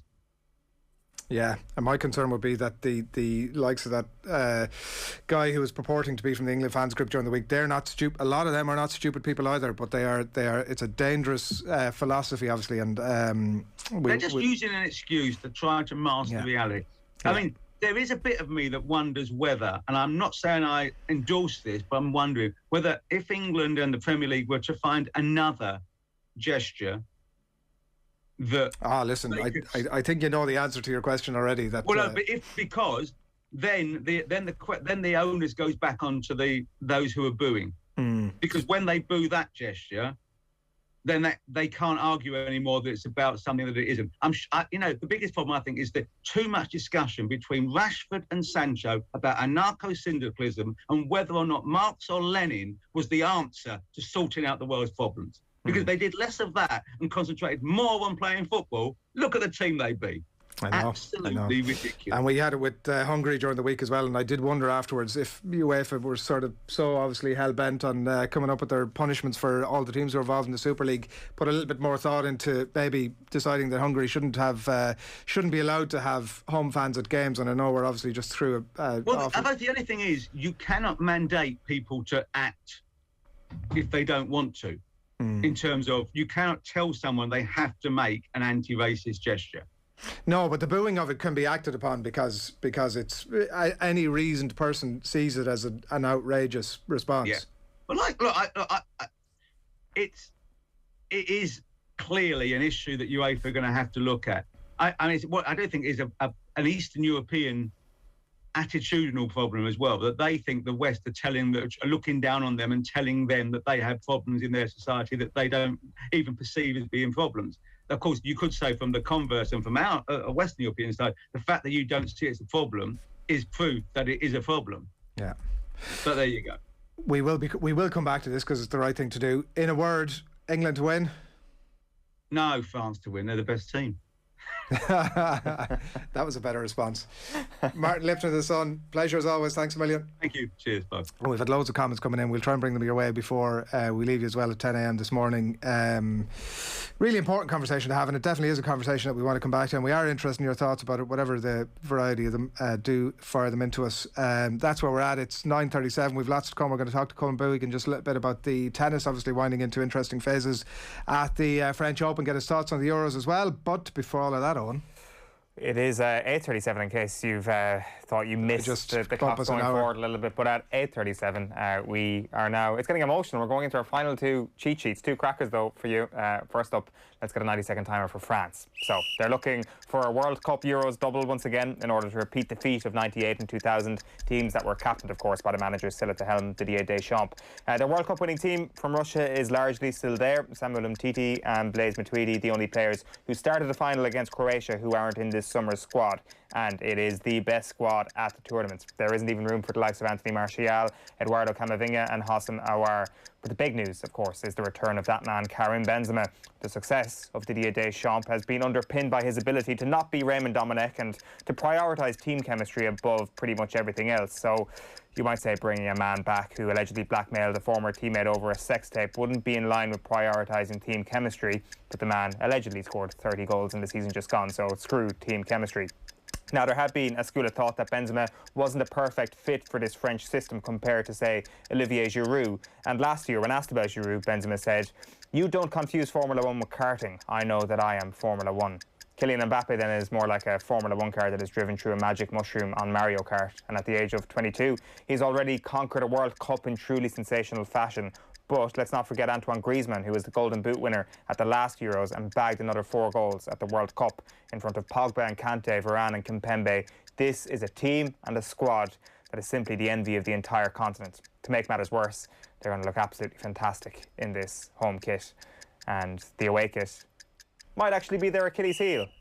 What do you mean their Achilles heel? I'm not having that away kit. Will you stop? That is a beauty. Explain to me why it's a beauty. Do you know, I prefer the Germany home jersey to the France home jersey, and I see now a commonality between the two of them. Maybe I'm just attracted to that. Like, I do love the Irish white away kit as well. Maybe there's just something about that. But no, look at how like that screams French class. Yeah. Okay. Fair enough. Again, what's your issue? To be honest with you, this is where I struggle now. I've waded into water here, and water is now at my chin, and I'm about to drown in a conversation that I'm not prepared to have a conversation. Why? I just don't know how to judge. I've had this conversation before. I don't know how to judge a good jersey from a bad jersey. I'm just trusting my gut here, and I went for it there a moment ago. I was just like, you know what? Yeah, I'm going to back my opinion on this. It's like talking about baseball. I'm going to back my opinion here, even though I've got no clue what the hell I'm talking about. That's me talking about jerseys. I would back your opinion whether you know what you're talking about almost everything all day long, but you were bang wrong about that. That jersey is a beauty. It's got like almost that sort of is it the Lambretti down the side of it. It's so subtly beautiful, because even when they're flash it up on the screen there again, even when they're wearing it, you'll barely see the French flag down the armpit. Yeah, you are a man of class and sophistication, I guess. So this is the jersey you'll be now I know for. you're talking shit, and it's appreciated, but I'm giving the nod to Germany over that. Yeah. No, it's this is like, I mean, we heard it from Lipton there a moment ago as well, that France are the team to beat here. They haven't lost a game in 2 years. Just to go through some of the form here, they've topped their last Nations League group, which involved Portugal. They've beaten Wales 3-0 and Bosnia-Herzegovina 3-0 in warm-ups. I just find that there is either a fault to be found in either teams' recent form or in the squad, or injuries, or something along those lines. But France, it's very hard to find a chink in the armour at the moment. Like, if we go through some of the starting team, then as I mentioned there, so it's going to be Lloris in goals, Varane and Kimpembe in front of him, Hernandez and Pavard from Bayern Munich at full back. If you wanted to maybe pick a weakness, maybe we get hung up a little bit on Pavard's goal against Argentina 3 years ago and say he's an absolutely world-class full back when maybe he's not. But again, nitpicking there. Pogba and Kante in midfield behind Mbappe, Griezmann and probably Rabiot behind Benzema. And even if it's not that, Kingsley Coman can come into things. And you even look at the depth in their squad, and there could be room for even a couple of younger players to make a mark, like Jules Koundé from Sevilla is somebody who's attracting the attention of a lot of top clubs, 22 years of age at this point. €81 million is an official market value that CIES have put on him. He's the second most expensive, or the second highest valued player in the squad after Kylian Mbappe. And then you've got Marcus Thuram in the squad as well, son of Lilian, playing with Mönchengladbach at the moment, has constantly got better over the last few years. He's a little bit older. He's 23 and can play as a left winger. So maybe those two are worth keeping an eye on, because you know who's going to be the stars for the French team. You don't need me to go through them. The Benzema versus Giroud thing is interesting. As I mentioned there, like a little bit of beef over the last little while. But now there's been an added layer of beef to this French squad. It's Mbappe versus Giroud. So if you missed this the other day, Giroud came off the bench obviously to score twice. But after the game, he took aim at Mbappe, who was appearing to deliberately not pass the ball to Giroud. Like, let's just say he was a little bit more charitable in his quest for assists when Karim Benzema was the striker, as opposed to when Olivier Giroud was the striker. And Giroud said, sometimes you make the run and the ball is not arriving. Perhaps we could have found each other better. There it is. And then Mbappe, according to AS, was furious and wanted to defend himself in a personal press conference, having heard Giroud's comments. But he was not granted that opportunity. So, I don't know, is that the chink in the armour that we've all been looking for in the French team? No, it's probably not. Like, the chink in the armour might be something like some factor that we're not sure about yet, like Kante and the expectation that exists around him, and maybe he's banjaxed after a big season, like stuff that we just like an odd year, an odd 18 months, who knows. But I mean, it does for a team stacked with such talent, it does feel as if maybe more than anybody else, a lot is riding on him. Yeah, I think that is a factor. And the other thing that I've thought about is just pure hunger, that they're like, so again, I've tipped Belgium for this, and I think my prediction here is that they will lose in a semi-final to Belgium, and it's just because it is now or never for a team like Belgium. And we'll get to Portugal in just a moment, but Portugal have their Euro from 5 years ago, France have their World Cup from 3 years ago. that surely states the appetite on some level. I know Deschamps will look at it in a completely different way, considering he will be the only person to ever do the double as a player and as a manager, and that will probably never be matched ever again. Do the players have that hunger? They probably do as well, but I just think the Belgian attitude to it is like we've been talked about as a golden generation for a long, long time. It's kind of now or never for a few of those players. So I just think that there's maybe just a tad more of an incentive from a few other teams, and they might get out-hungered when it comes to it at the end. Thanks, Big Sam. That's a good prediction. But that is like the biggest clutch at a straw I've possibly ever made. Before we leave France, there's been plenty of commentary about your take on their jersey, including this one comment says, if I went to Mass, I'd wear that France away kit to Mass. They joke, he says, I'll be just going with the stereotype, the French wearing a white shirt, they usually just wave a white flag. Hey. The French away kit is beautiful. Sheahan has made some very poor kick calls for the last few weeks. Surprising, hipster normally can pick a good jersey. Well, thank you. Yeah, I guess I've certainly identified my Achilles heel, even if I can't find one in the French team. And certainly, I just take a stab at it. Like sometimes I get them right. And I just kind of wander in and be like, approach these things with confidence, and maybe nobody will notice that actually you've got no sense in fashion whatsoever. That is France on. Okay. Tear in our eye. Tear in our eye for the last one. That is Team 24 of Team 24. Let's get a 90-second timer for Portugal. So, not many teams manage to win a tournament and then roll into the next tournament with a superior squad, but that is exactly what Portugal have done here. Since 2016, Portugal have added Ruben Dias, João Cancelo, Diogo Jota, Bruno Fernandes, Bernardo Silva, João Felix and Andre Silva. They've also added the Nations League title in 2019 to announce the arrival of this new generation. So the task for Fernando Santos is basically to get as many of those attacking stars in the team around Cristiano Ronaldo and hope for a reasonable sum of their parts. Ronaldo is now 36 and he finished the season with Juventus as the top scorer in Serie A, and he goes into this tournament just 6 goals away from breaking Ali Day's record as the man with the most goals in international football history. The team has moved on from a 4-4-2 they employed in 2016 and will likely line up in a 4-4-3 or something that resembles it. Ronaldo will more than likely lead that line, with Bernardo Silva and Diogo Jota either side of him, and Bruno Fernandes the most advanced midfielder. It might mean there won't actually be room for the third most expensive footballer in history, João Felix, in Portugal's strongest 11. There almost certainly won't be room in the starting team for Andre Silva, despite scoring 28 league goals for Eintracht Frankfurt this season just gone, making him the 4th highest scorer across Europe's top 5 leagues. That is more goals than Erling Haaland and Kylian Mbappe. Having depth is pretty handy though, especially when you're facing into a group. And maybe there's a surprise up Santos' sleeve given the strength of opposition in this group. And you could call it a group of death, but let's not forget Portugal finished 3rd in their group behind Hungary and Iceland in 2016 and still qualified and obviously still won the entire tournament. So in the 24-team tournament, there isn't really any group of death is what we've been making that point earlier on. Let's have a look at the kits finally. Yeah. The home kit is exactly what you'd expect. Not sure what the fashionistas like Adrian Barry think. Horrible. Horrible. Great, thank you. Horrible jersey. I knew it all along. Oh my and then God, that is horrific. Is the exact sort of thing I think that the football hipsters would hate. Are we united, people who've got a low IQ like me in football fashion and people who've got a high IQ like Adrian in football fashion, that this is bad? I would have thought that the Carlo GEA jersey would have been sort of top of the pile in terms of stuff that you really shouldn't just be wearing. Anybody should be wearing, but that is going to run at a close second, I'd say. That's horrific. Yeah. What, I don't want to be sort of jumping the gun here, but like in terms of your prediction around how Portugal are going to get on, before you give that, or maybe within giving that, what if, how would that change if Ronaldo get injured tomorrow and couldn't play? It would change it, yeah. Yeah, so what, like his importance, given some of the quality of the players that are there, his age profile, maybe his desperation to win this thing and how that might almost hinder him to a degree.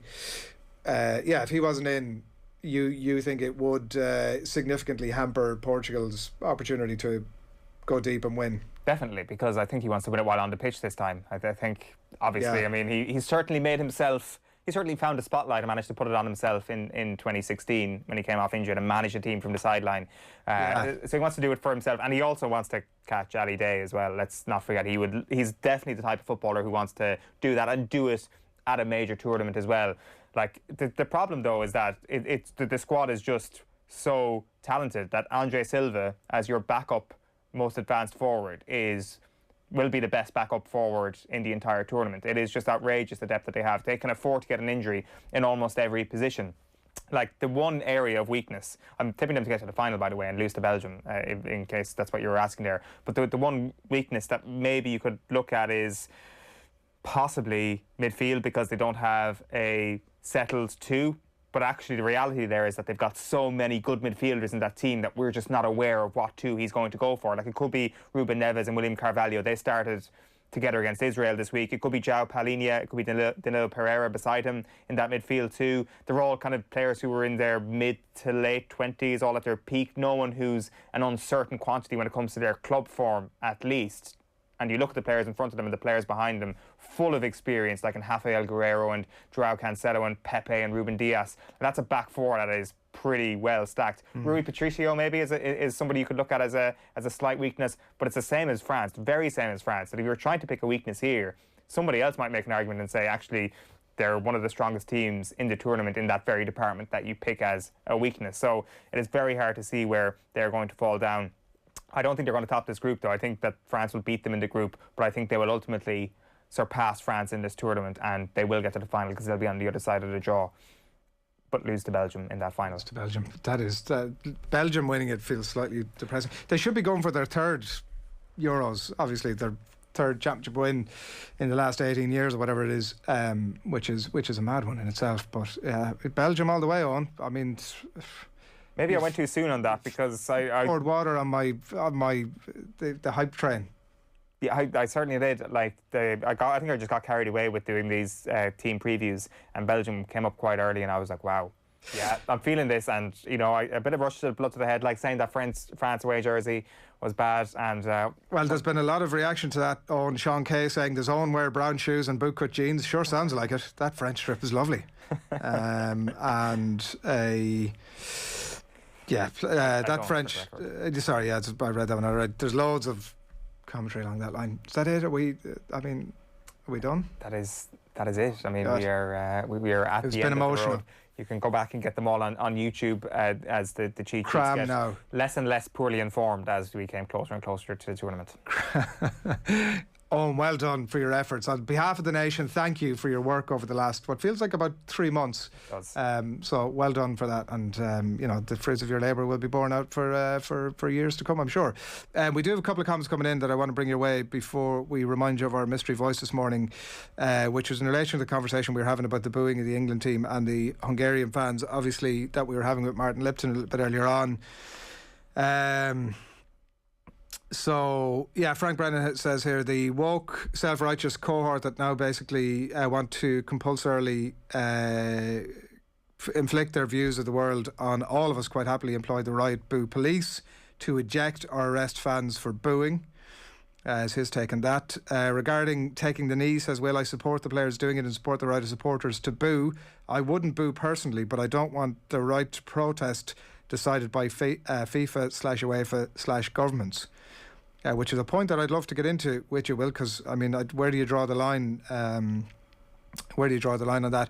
He also makes the point, do you punish the Hungarians for booing? Who gets to decide which protest gestures are acceptable and which aren't? Who has that power? And he wonders if it's FIFA and UEFA, and suggesting that their record isn't great in that regard. Well, I mean, it's maybe a slightly separate point. Maybe the gesture's extremely American origin is not ideal, says Timmy. Fist in the air pointing to the respect badge would be an alternative. I mean, I don't know if that's an alternative to booing necessarily, but I mean, I do take your point. And the last one here from JS2000 says that I'm impressed with Ireland's self-righteous attitude towards equality, and we move such a wonderful track record ourselves in relation to how we treat our travelling community. So that is that. We do keep your comments coming into us. If you have more thoughts on it, we'd love to hear from you, because it's it's not a conversation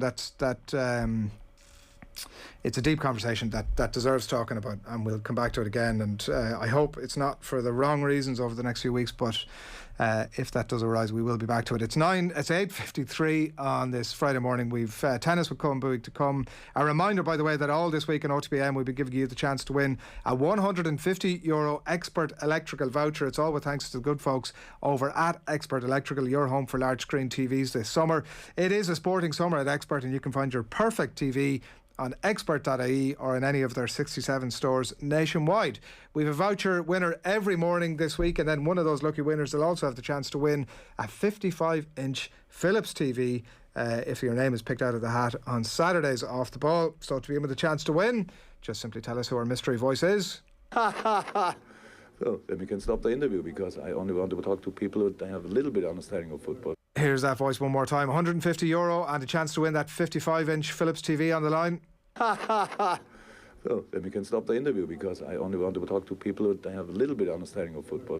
And plenty of people getting in on the action all this week, and indeed again this morning, and it's a great prize. Why wouldn't you just tweet your answer to us at Off the Ball, and we'll bring you more details on that a bit later on in the show as well. John Duggan, good morning to you.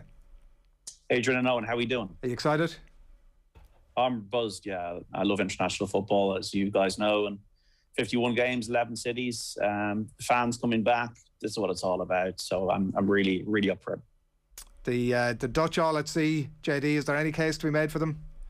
I don't think so, no. I think, well, Van Dijk, not only as a centre half, but as a leader in that team, his absence is a real problem. And Frank de Boer has not proven himself in recent times as a manager. I know he started his career well, but 85 days at Inter Milan, 10 weeks at Crystal Palace.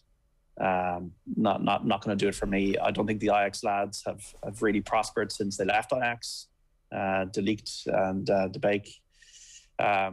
Memphis Depay will score goals, but I think they get out of the group. But I think that the Netherlands are going to be underachievers in the Euros. Yeah, Van de Beek will be at least fresh, if nothing else. What Turkey, Italy getting it underway tonight. First big tournament game in Italy since 1990, obviously. And any chance of like a Greece-Portugal type day one upset here?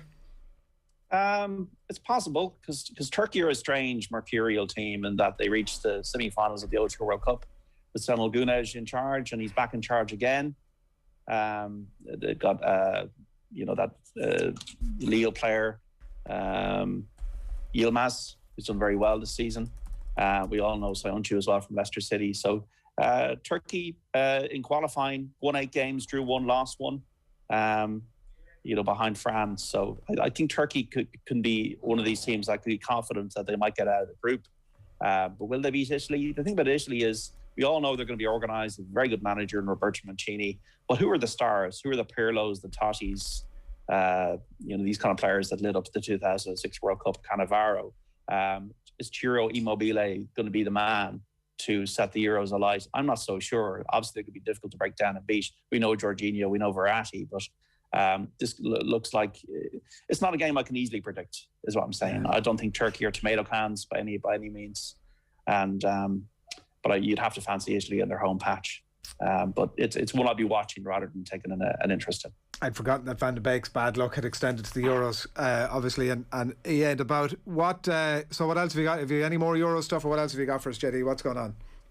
Well, I think Belgium are flat track bullies. I think Belgium defensively might struggle, because I know as a Spurs fan, but Vertonghen and Alderweireld, they're nowhere near the players they were. And Eden Hazard was, for me, the player of the World Cup in 2018 for Belgium before De Bruyne went to that next level. And I'd be a little bit worried about Belgium. I think Sweden and Ukraine probably get out of the groups, and after that, anything can happen. I think Sweden are a better team than they were at the World Cup in 2018. So Sweden and Ukraine might overachieve. Denmark as well, you'd have to put into the calculations there.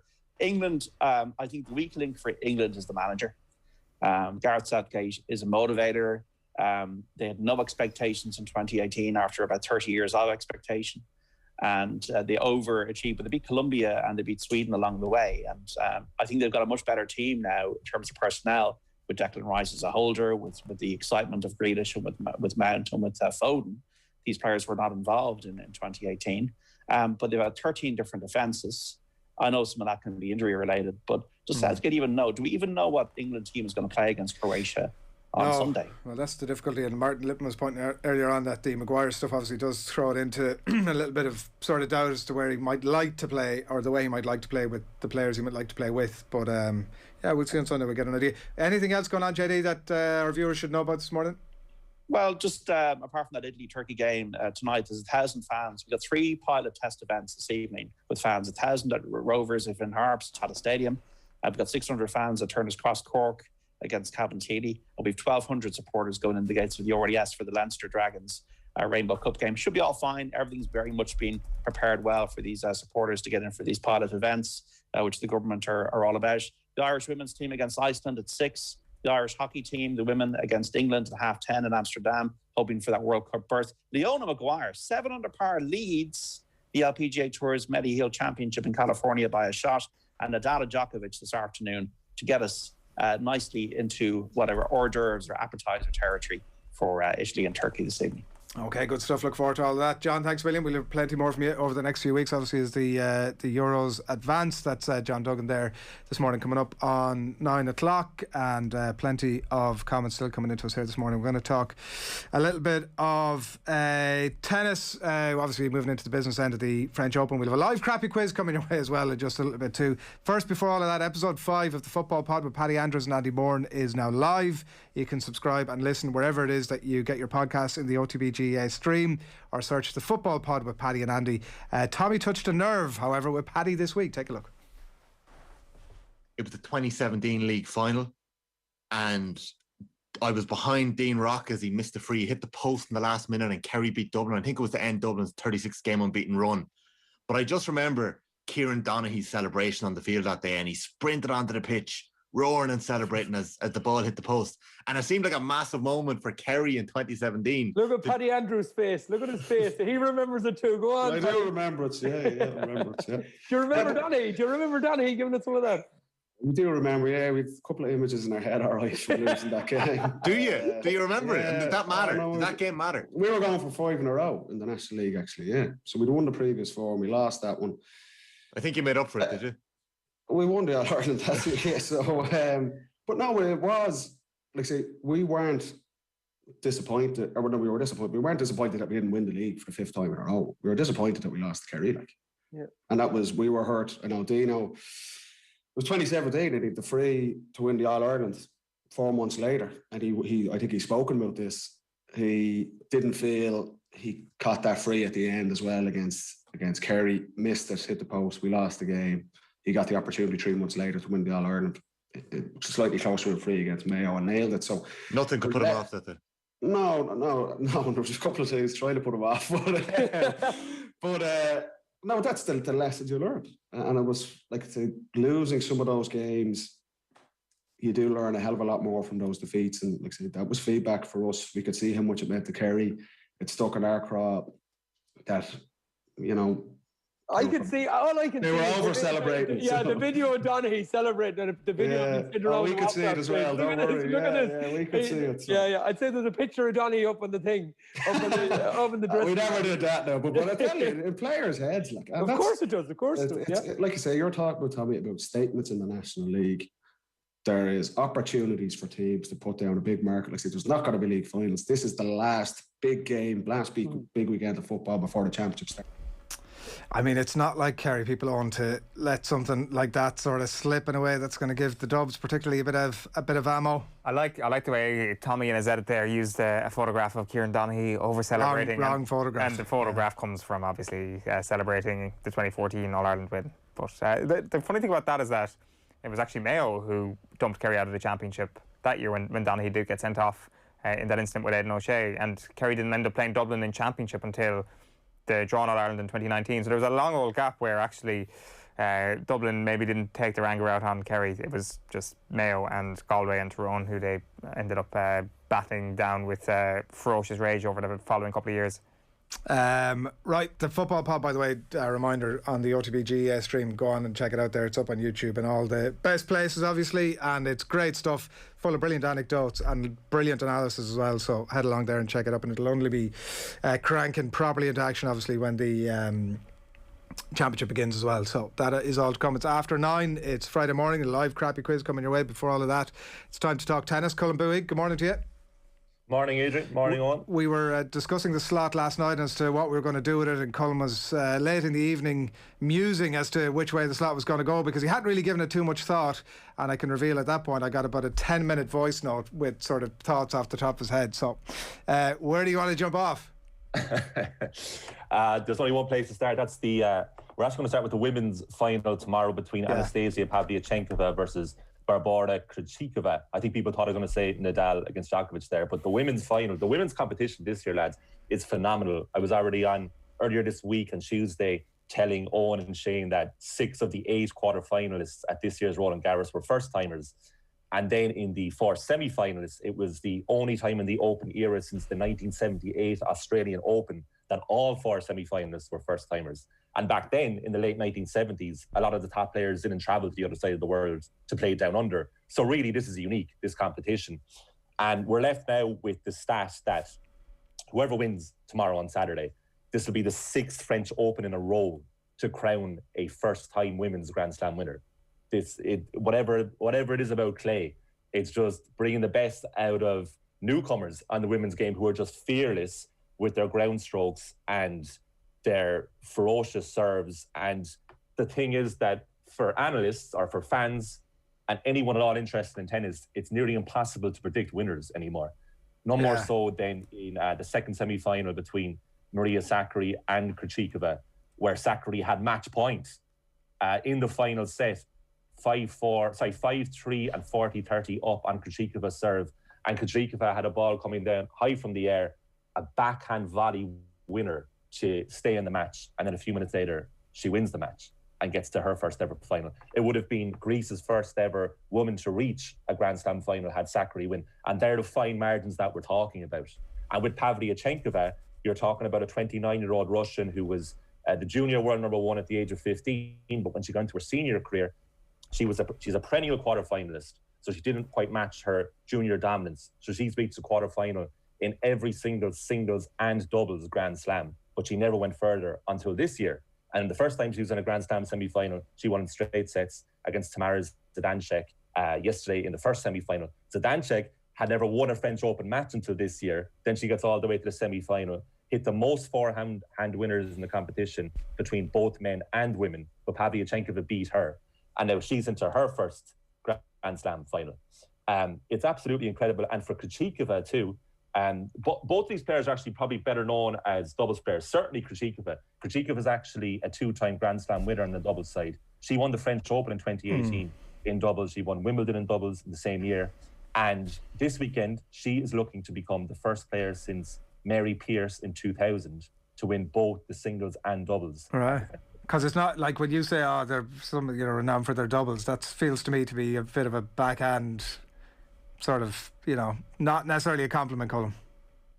No, it's more so, I can see what you mean, but it's more so that the seeds and the rankings have just been they've been made a show of by all these unseeded players coming through, that the likes of players who are just as good, if not better, at playing doubles are actually trouncing like much better known players in singles. I mean, Pavlyuchenkova, she's beaten the 3rd seed Arina Sabalenka, the 2-time Grand Slam champion Victoria Azarenka, Alina Rybakina, who had beaten Serena Williams earlier in this tournament. And then for Krejcikova, she's beaten the 5th seed Alina Svitolina, the former finalist Sloane Stephens, and the teenage sensation Coco Gauff, who had 5 first set points against Krejcikova and still lost that match. And also against Sakkari in the semi-final, she was match point down and still won. Impossible to predict in a word? Pavlyuchenkova. Right. Yeah. So you wanted to talk about Novak Djokovic losing his mind, is that right? Well, I talked about it with you last night when I sent you the YouTube of, I don't know if people have seen this now, for listeners and viewers, but after Djokovic winning the quarterfinal against Matteo Berrettini the other night, in the night session where the crowds were kicked out because of the 11 p.m. Paris curfew, which went down about as well as you can imagine. Well, the tennis fans, I thought that golf fans were not to be outdone, but the tennis fans left going, "We're not going to leave," chanting, "We're not going to leave." There was 5,000 people in attendance and 4,999 left, and there was one guy who was delaying the whole thing.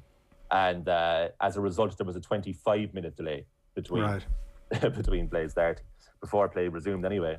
And then anyway, Djokovic saw it through. He fell on the clay, he cut his hand, he got very ratty. He's been ratty all tournament, and he absolutely lost it at his box. You can actually see this on the French Open YouTube page in the highlights of Djokovic Berrettini. I highly recommend it. Just skip forward to the last 30 seconds or so and see Djokovic. Like, I am not underplaying this, lose it at his backs. And I would imagine he quite intimidated Berrettini, who had never gone that far in the French Open before. He was channeling his inner Howard Beale. I'm a human being, goddammit, my life has value. Yeah, I like That's that. You brought that up again, having sent it to me last night as your response to that video. But I mean, that match the other night, that should have been Roger Federer, but he withdrew after his third round victory, and then Berrettini got a buy into that game. Berrettini played very well, took a set off Djokovic, but Djokovic saw it through, and his opponent, of course, in today's semi-final is the great Rafa Nadal, who, if he wins the next two matches, and this actually isn't being talked about that much, if he wins the next two matches, he will have won the most Grand Slam titles ever in the history of men's tennis. So the next time there's an OTB AM on, Nadal could be on his own. Is it not been spoken about that much because it's not expected to come true, or No, it's a good question. It is expected to come true. I mean, there are few more certainties in sport than Nadal winning at the French Open. The thing is, Nadal himself is playing it down and doesn't want to talk about it. And I would say out of the big three, Nadal, outwardly anyway, cares the least about the record. Djokovic definitely cares the most. And Federer is somewhere in between, but Federer, we're in bonus territory with Federer, you know, because he's had so many injuries. He's nearly 40, 2 knee surgeries in the last year. So you're kind of saying it's kind of between the two lads now, Djokovic and Nadal. And just to remind everyone, Djokovic is on 18 slams. He's a year younger than Nadal. Nadal is on 20 with Federer. So it'll be really interesting. It's their 58th meeting between Nadal and Djokovic. Djokovic is 29-28 ahead. Very exciting.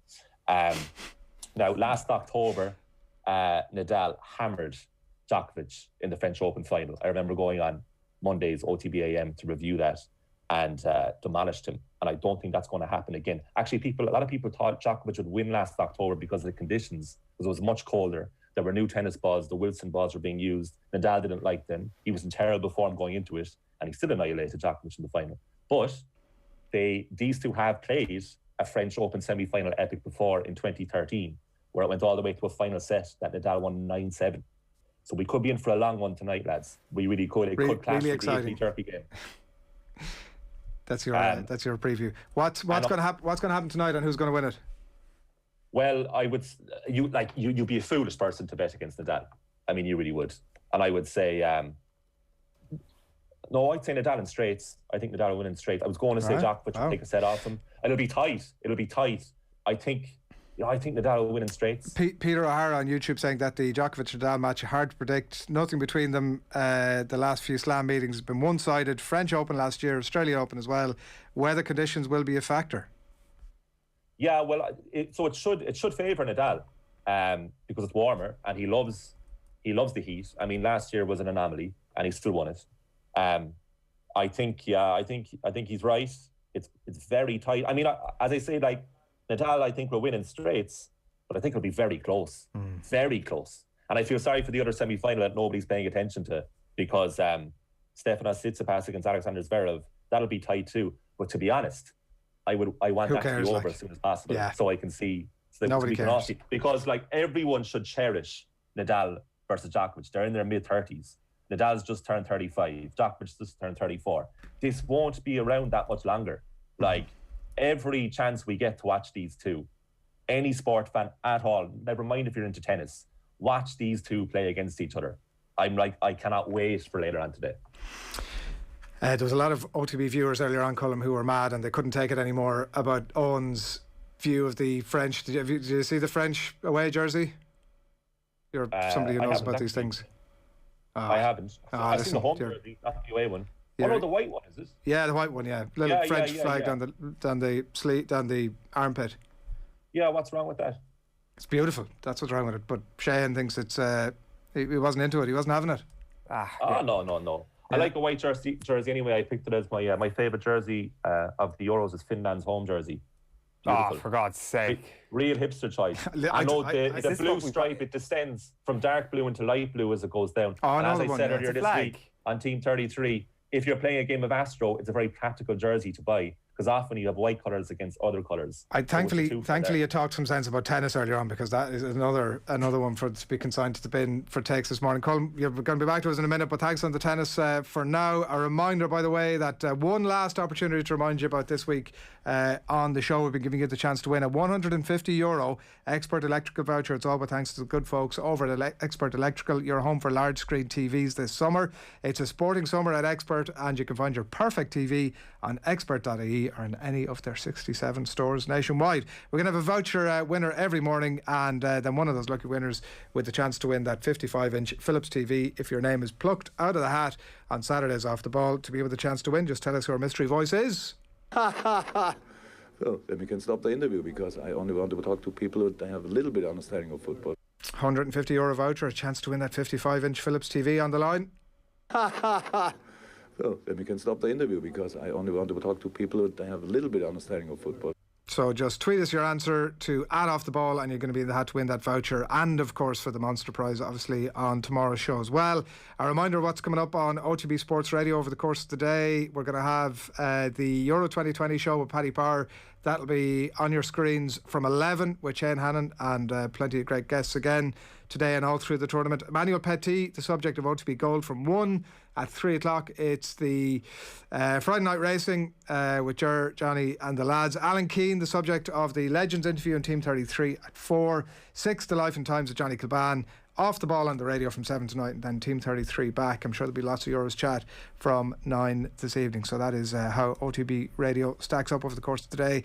If you don't have access to it, or you're not sure what to do, get along to your app store, search OTB Sports, download the app, and it's as simple as that. It's 9:15 on this Friday morning, Eoin, where I think we're headed for crappy quiz territory. Yeah, here we go. OTB AM. This is OTB Sports Radio. Off the Ball. For people to look at Roy Keane and say they're not going to take him because of what he might say as a pundit is ludicrous. It's ridiculous. How are you not going to have a player like that, a manager like that who's had the career he's had, and not try and tap into that to help your team? They're missing a trick. All of them who's not taking them, missing a trick. Off the Ball. Weeknights from 7 and weekends from 1. This is OTB Sports Radio. Live 24/7 on the OTB Sports app. Invisible Threads, a Go Loud original. As we celebrate the 6th anniversary of marriage equality, Invisible Threads meets older members of the LGBTQ community who reflect on their journeys and tell their stories. From shame and isolation to conversion therapy, from living with fear to coming out as an older person. Join me, James O'Hagan, for this powerful 8-part series, winner of the first Go Loud Podship. Subscribe to this podcast for free on the Go Loud app. Why not check out the Boyle Sports betting app for exclusive offers sent directly to your phone for every match of the Euros. Rated 4.5 stars on the App Store, you'll find all our latest odds and offers for the Euros. So remind us where to go, Stevie G. Boyle Sports. This is betting. 18 plus, bet responsibly, gamblingcare.ie. OTB AM. With Gillette, put your best face forward with our new and improved razors. Chris Waddle. Oh, you're kidding me. September. Kyle Lafferty. Are you joking me? Is that right? I know it's not right. Anybody else? Leash, was it? Like, that is one of the most stupid questions. Darius Vassell? Seriously, you all need to just stay quiet. This is getting really annoying doing this quiz. What is going on here?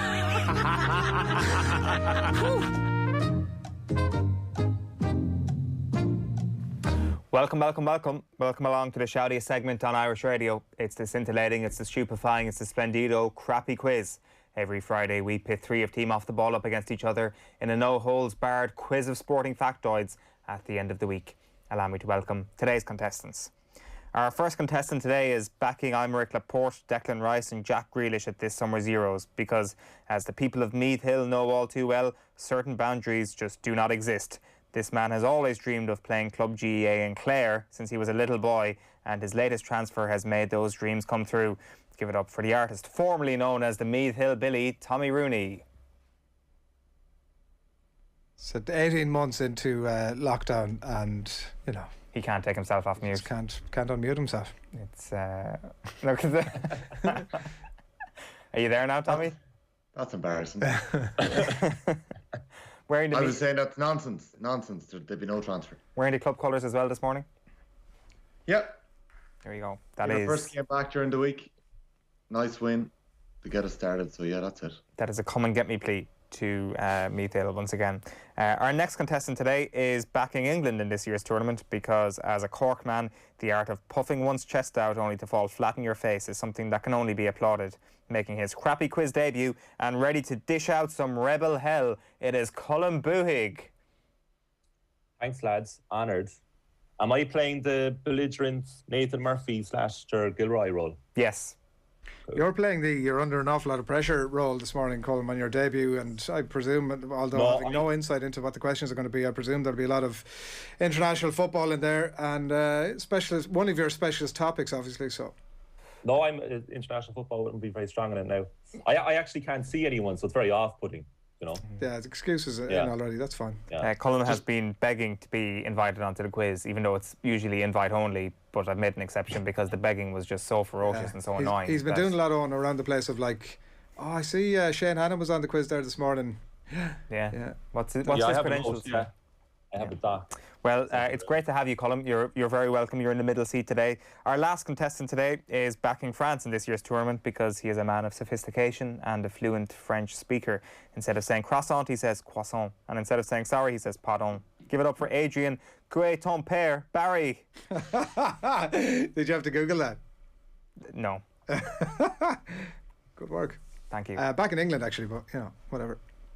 You're back. Okay, yeah. This is the traitorous Adrian Barry we're speaking about today. Such a lovely jersey that I'm right behind now as well. That if they could play all their games in that on, I'd switch allegiances straight away. As ever, the format is the classic Crappy Quiz with a series of questions on the Euros today. It is a Euros special today, I can confirm. Then it is on to the slip and slide of trivia, which is the rapid fire round. You can podcast the Crappy Quiz on otbsports.com or on the OTB Sports app. And if you're watching on YouTube, make sure to click the thumbs up, even if we contribute nothing but misery to your day. Please send any questions you have via postcard to Crappy Quiz Quizmaster, Off the Ball Towers, Marconi House, Diggs Lane, Dublin 2. We are now once again accepting your postcards. Round one.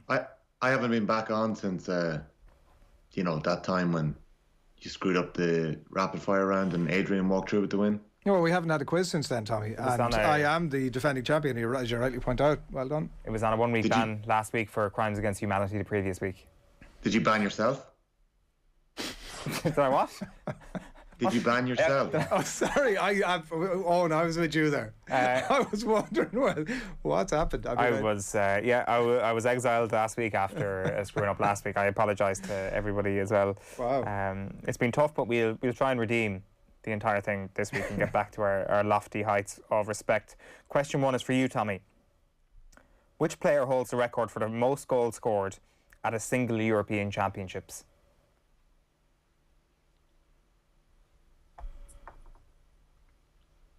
Damn it.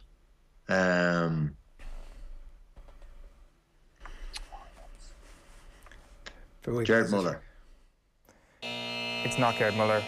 Anyone? Wayne Rooney. Michel Platini. It is Platini. He scored 9 in 1984. Do I get that? Specialist topic. You don't. You're clearly a rookie. There is no crossover. No crossover. It says Nathan on my script here. Colm, can you name someone not called Platini who has scored a hat-trick at the European Championships? Oh.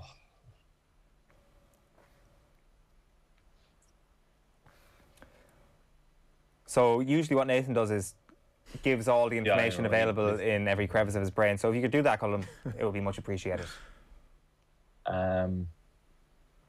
Just be yourself, Colm. Also, that it's not an endless clock here. So whenever I watch you most weeks. It takes about 5 minutes to get an answer. Oh, he's been lying in the long grass. Waiting to I've given himself away now as well, by the way. I have an obvious answer. I just don't think he has. I just don't think he scored a hat-trick. Go with whatever's in. Go with your gut call. I'll go with Ronaldo. It's not Ronaldo. There is a number of different options here. You could have gone David Villa, 2008 versus Russia, Patrick Kluivert, 2000 versus Yugoslavia, Sergio Conceição, 2000 versus Germany, Marco van Basten scored a hat-trick against England in Euro 88, Dieter Müller and Klaus Allofs back in the day for Germany were also hat-trick scorers at the competition. So 0-0 so far. Adrian, you can take the lead here.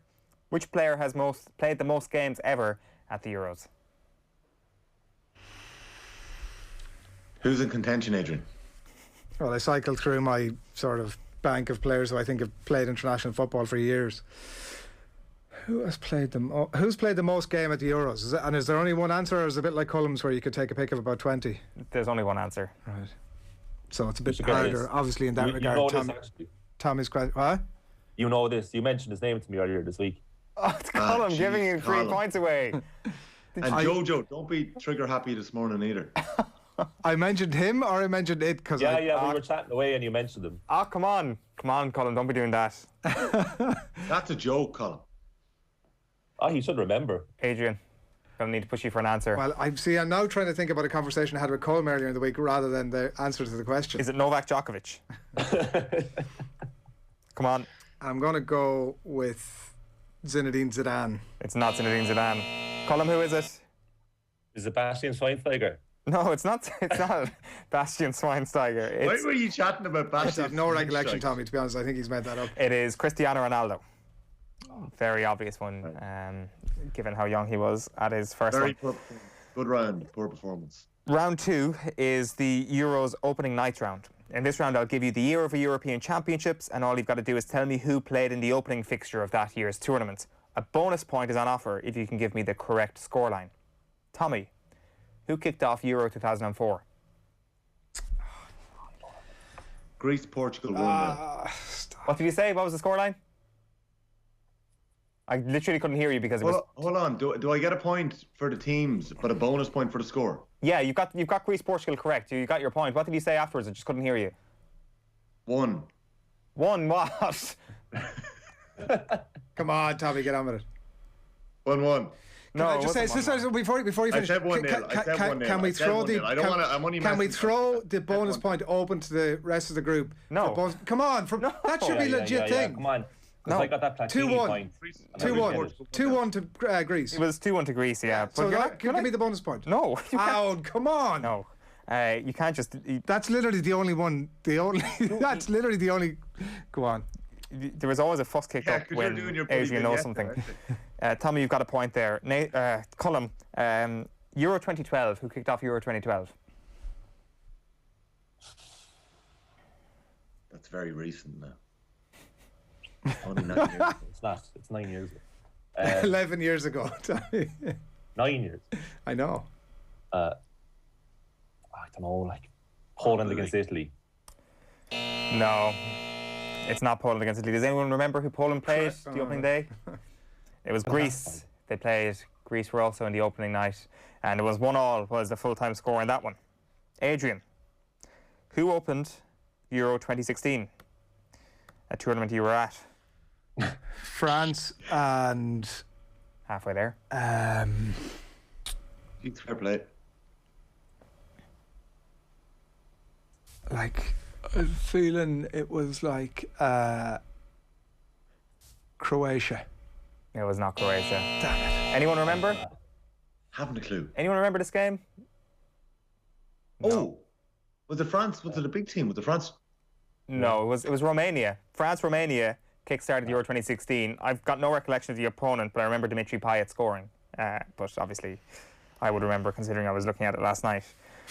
Round 3 is the anthems of Euro 2020 and 2021 rounds. In this round, I'm going to play the national anthem of a team playing at Euro 2020, and all you've got to do is give me the correct answer from a possible 3. So, Tommy, is this anthem Slovakia's, Ukraine's, or North Macedonia?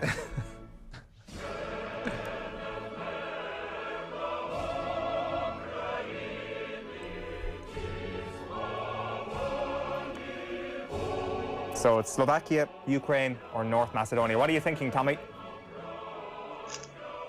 You know that, Tommy. Thinking it's a proud nation. Come on. Don't be fishing around for answers. Just give us your answer.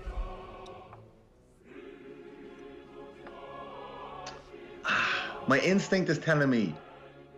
Don't worry about your instinct. Just give us an answer. It's like 1 from 3. You haven't a clue. Nobody does. Come on. Ukraine. Is he correct, Jojo? Correct. Ukraine. Thank you. Tommy and his anthems. He goes 2-0 up. Proud nation. Is there a nation that isn't proud? Colm, is this anthem Turkey's, North Macedonia's, or Hungary's?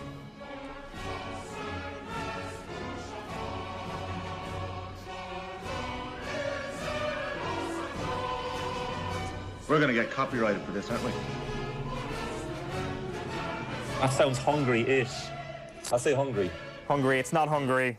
No, Turkey was the correct answer for that one.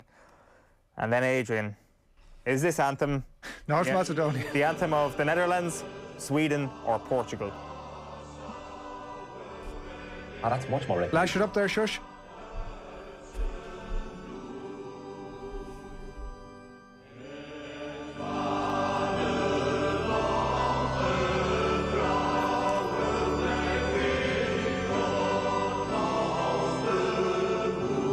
Okay, so Netherlands, Sweden, or Portugal? Give us an answer, Adrian, please. It's either Netherlands or Sweden. I'm pretty sure. Pretty sure? On, No, Adriano. I'm reversing out of pretty sure. I think it might be Sweden. Sweden? It's not correct. Netherlands. That was a Netherlands anthem. Tommy Rooney, things are looking good for you. You're on 2 points. Colm, you're on nothing. Adrian, you're on nothing as we enter round 4. Do you have a pen and paper ready, Colm, by the way, just as a newbie? I do. You do. Good stuff. He knows what he's doing. Round 4 is a fun-free magic number round. Contestants get 3 points for getting the number exactly right. If no one manages that, the nearest contestant who doesn't go bust gets 2 points. The second closest gets 1 point. I'm going to state that we can only accept the answer that's written on your paper. I'm also going to have to ask for your pens once the music ends. So if you don't mind, give us the following number. The number of goals scored by the Republic of Ireland at the European Championships. In total. In total. Plus the number of Manchester City players in the Portugal squad for this tournament. Plus the number of countries that will host games in this year's Euros. Plus the number of goals Antoine Griezmann scored while winning the Golden Boot at Euro 2016. Your 30 seconds expire when Sinatra sings Bright Shiny Beads. So the number of goals Ireland have scored ever at the Euros, plus the number of Man City players who are in the Portugal squad this summer, plus the number of countries that are going to host games at this year's Euros, and then how many goals did Antoine Griezmann score at Euro 2016? He was the Golden Boot winner.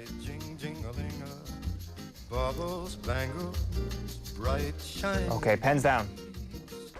Tommy, what have you got? 17. 17. Colm? 24. 24. Adrian? 22. 22. Colm Boohig back in the game. The answer is 26. Yes. So you get 2 points, Adrian. You get 1 point. Tommy, you get nothing. So this is because you were the furthest away from way away with 17. That was blatantly obvious. So what sort of? I'd be interested in your answers here. Okay, so the number of goals scored by Ireland at the European Championships is 6. 5. At 5, yeah. 6. At 5, yeah. Man City have 3 players in the Portugal squad. Yeah, that's 3. Oh, it's way over. Diaz, Cancelo, Bernardo Griezmann Silva. has 4 goals. What? Griezmann scored 4 goals, right? No, he scored 6 goals at Euro 2016. And there are 11 host countries at this year's Euros. So that brings your total to 26. Colm, were you anywhere near any of those answers, by the way? It sounds like you weren't. You weren't. I got...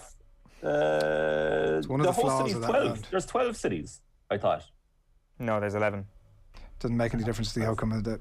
I thought there was 12. To answer your question, Adrian, no. I wasn't. I didn't get any of them individually right. It doesn't matter. Back in the game. Well, the scores at the moment are Tommy 2, Colm 2, Adrian 2. We tossed a coin before coming on air. What? I think it's Colm 2, Tommy 1, Adrian 1. Sorry, it's Colm 2, Tommy 2, Adrian 1. That's How is Tommy 2? Because he got 2 questions correct in this quiz. Oh, that's bullshit. How is that? Okay. Anyway, we're tossing a coin between Tommy and Colm, and the result is that Colm wins. So, Colm, you get to go first. You're on to the final. Our winner tonight will be decided in the round that separates the men from the boys, the Luis Enriquez from the Enrique Iglesias. It's the no theme in particular, ridiculously easy rapid fire round. The score you get in this round will be added to your score in the previous round. 40 seconds for everyone to answer from the same set of questions. You know the drill. So we're going to start with Colm, then on to Tommy, then on to Adrian. And if you get a question correct, I'll keep asking you questions until you get one wrong. And once you get one wrong, it also means a deduction of 1 point. So, Colm Boohig, are you ready? Yep. Your 40 seconds starts now. Who will become Germany manager after the Euros? Hansi Flick. Correct. Name the losers of the final at Euro 2012. Italy. Correct. Alexander Isak will line out for what country at this year's Euros? Ukraine. No, Sweden. Who is the Ukraine manager, Tommy? Shevchenko. Correct. Who hosted Euro 2008? Austria. Correct. Name any Switzerland. player in Italy's Euro squad that currently plays for a Premier League team. Jorginho. Correct. Well, who was the England manager before Gareth Southgate? Royal Hodgson. No, Sam Allardyce. Who knocked Iceland out of Euro 2016, Adrian? England. No, France. Which member of the England squad... I've started so I've finished. This is to tie it, Colm. Which member of the England squad is the only one that plays for a La Liga team? Quickly. Rapid fire round. Trippier. 3, Correct. 2. I got it. Oof. Got a tie break. So just to confirm what happened there, Colm ended up getting 2 points and Tommy ended up getting 2 points after deductions were So calculated. we're all into a tie break now. Jeez, lads, this is tight. Okay, so Colm, do you want to go first or second in the tie break question? Who am I against? Why does Tommy. Tom go first second? You flipped the Tommy. coin beforehand and he got to go first. I'll go first. You'll go first, okay. Yeah. Rookie. Colm, how many Ireland caps does Dean Kiley have? Is there margin for error here? No, because... Yeah, whoever has the smallest margin for error wins. 8. 8. Tommy, what do you think? This is what happened last week. I was going to say the exact number that Adrian picked and I went lower. Well, I got it spot on, Tommy, so... I think I've shot up. I think I've gone too far. Tommy? How would you got age? Kylie. Tommy, I'm going to need to push you for an answer here. Yeah, come on. I'm going to say higher. You're going to say higher. Dean Kiley has 11 caps. Tommy Rooney is your champ. He just said higher. That's it. He didn't. Well, say sure, you name can say and whatever number. you say. Whatever he wants, Ah, yeah. Martin, Why? you went Why? first, buddy. All you have to do is go higher or lower. Of course. Yeah, like you can just say 9 and then he's closer to you. Like so, we just take out the middleman here. Cut the nonsense. So saying higher, we see what he's saying. But you decided to go first, Colm. So it's on you. You knew you had to bring a pen and paper to the quiz today. You did not know that you always go second when given the option to do so. But Tommy Rooney, a good champ. You know, you should have won it 2 weeks ago. And No, he should. How should he have won it 2 weeks ago? Sportsmanship gave you the higher moral ground as I screwed everything up. Just so well because done, he was a Tommy. good sportsman doesn't mean he should have won it 2 weeks ago. Tommy Rooney, what do you want to say? Bit of advice, Colm. Success leaves clues. Success leaves clues. It's true. Congratulations, Tommy Rooney. We'll be back next week with probably another Euro 2020 special. Who knows how the next 7 days are going to go. Thank you to Adrian. Thank you to Colm. Congratulations to Tommy Rooney. This has been the Crappy Quiz. See you next time. Chris Waddle. Oh, you're kidding me. September. Kyle Lafferty. Are you joking me? Is that right? I know it's not right. Anybody else? Leash, was it? Like, that is one of the most stupid questions. Darius Vassell? Seriously, you all need to just stay quiet. This is getting really annoying doing this quiz. What is going on here?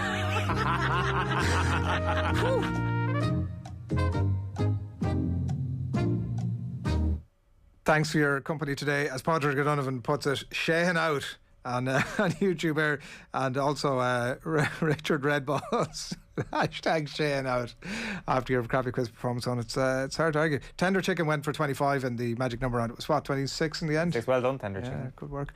OTB AM live in association with Gillette every morning. Good mornings start with Gillette, giving you the confidence to tackle the day ahead. And we've had our winners now of the expert electrical competition this week, who all correctly answered this week's mystery voice. The draw on tomorrow's OTB is going to be for a 55-inch Philips TV, and you've all won a €150 voucher as well for expert electrical. This morning's mystery voice, of course, was Jurgen Klopp, and we played that for you a little bit earlier on. We're going to pick out our winner now, and we'll give you that in hopefully just a second. But a reminder before that we're going to be back on Monday morning. Paddy Andrews, David Myler, Alan Quinlan going to join Ger Adon to pick through events of the weekend. I'm sure there'll be plenty to get through on that front as well. And check back in as well for our Euro 2020 show with Shane Hannon and all the great guests at 11 o'clock this morning.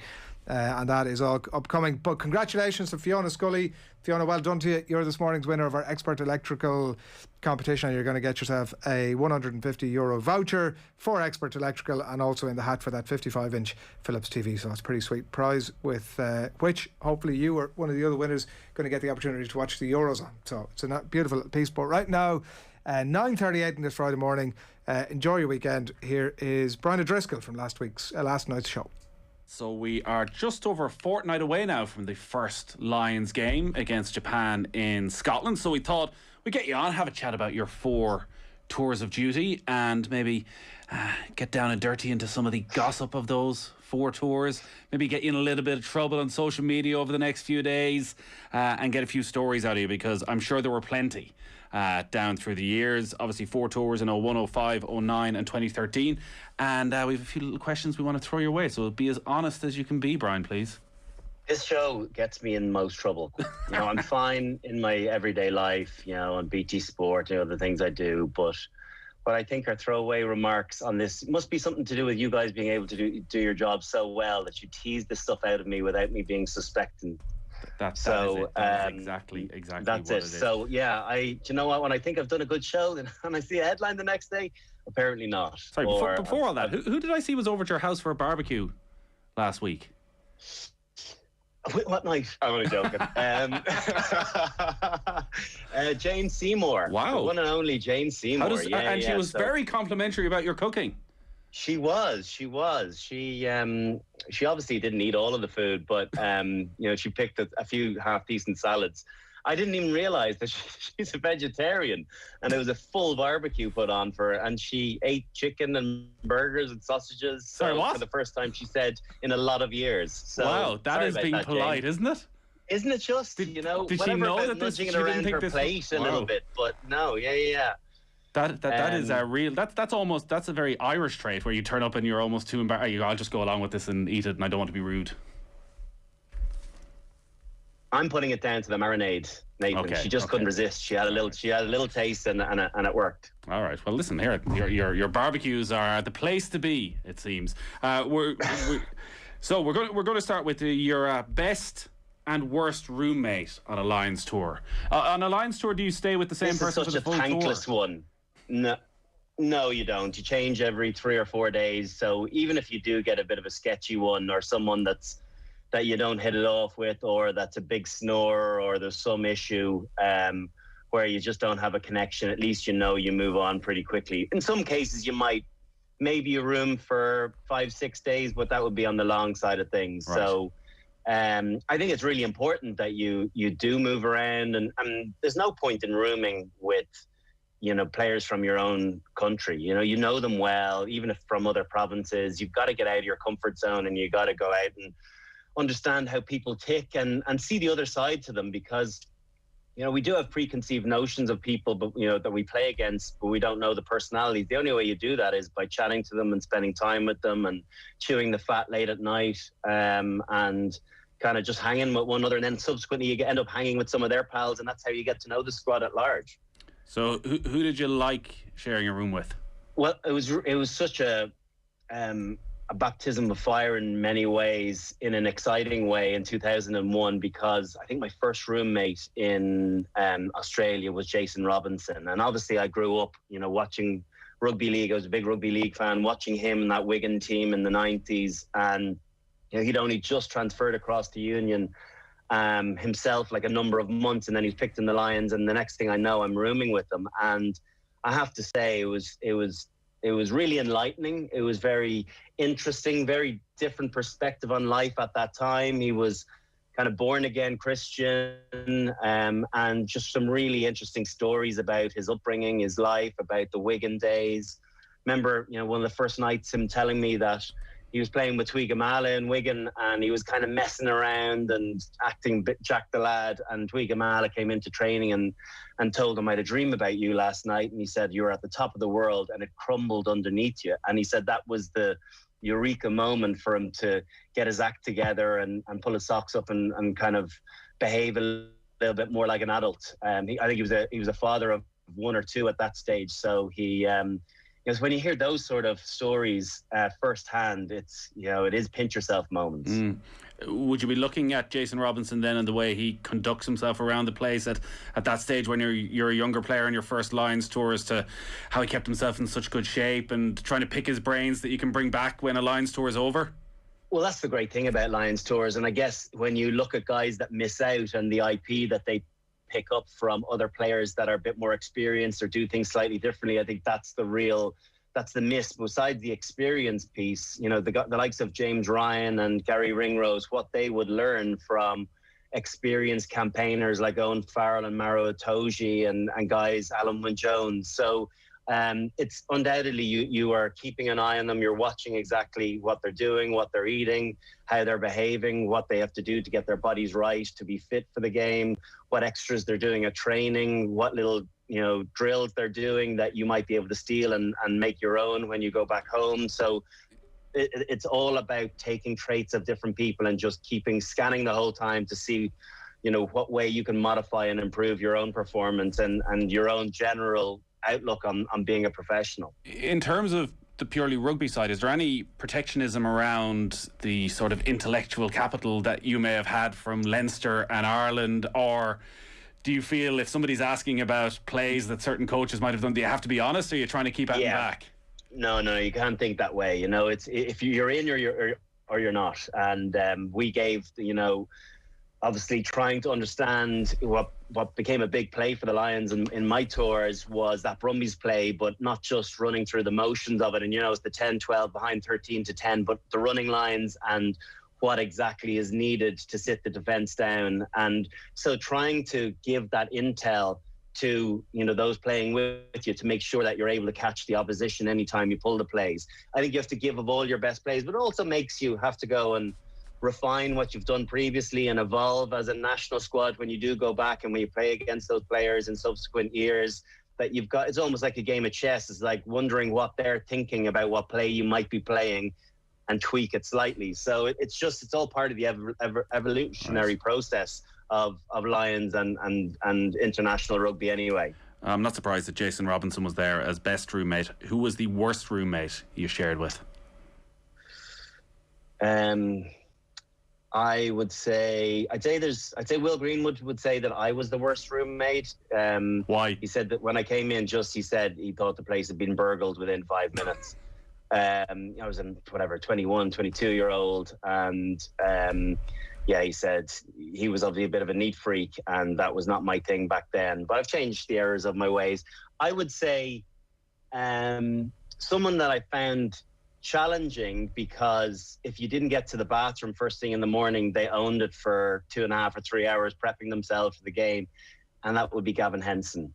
The full body sculpting, leg shave, fake tan, moisturised, the whole shebang went on the morning of the game. I'm not laughing. No, you're not just saying that because it's the easy target and everyone assumes that this happened. This actually happened. I'm not joking. This happened. So would he be setting the alarm early to start his pre-match routine? No, because the games in New Zealand are evening kickoffs, right, so he doesn't have to. But I remember being in the room and thinking, God, you know, shower and whatever else he needs to do, whatever other business he needs to do in there, but just went on and on and on. And he came out looking like a different person.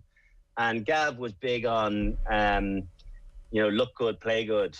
What's the other part of that phrase? You know, play good, they pay good. So, you know, he really believed that if he was looking cock of the walk, that he was going to perform better. And listen, that's what worked for him. But I remember thinking, this is actually insane. And then subsequently, another, you know, roommate that I had in 09, Lee Byrne, kind of reinforced that. He had bottles of Saint Tropez in the bathroom. I remember him being on to his girlfriend at the time, and him saying, "I need you to bring some more fake tan over for me when you're traveling, because I don't think they have Saint Tropez here." So, like, have you ever, world's pastiest man? Have you ever used Saint Tropez? I have put Saint Tropez on my wife's back, but I have never put Saint Tropez on my own body. I can categorically say that. Oh, sorry, I jest. Did I? No, I didn't. We won't go there. Here we go. Best trainer on a Lions tour? It's got to be Johnny Wilkinson, doesn't it? Just the attention to detail was insane. He had an insatiable appetite for hard work, be it getting out early and just the hours of practice that went on way beyond everybody else. It was like nothing I'd ever seen before. in 2001, and then he backed it up in 2005, even though he hadn't played for England for a number of years. It was insane. He just, be it gym work, but mostly just his kicking game and his obsession around it. So I would say the quality of his training and the few amount of errors he made was quite staggering over the course of the tours that I was involved.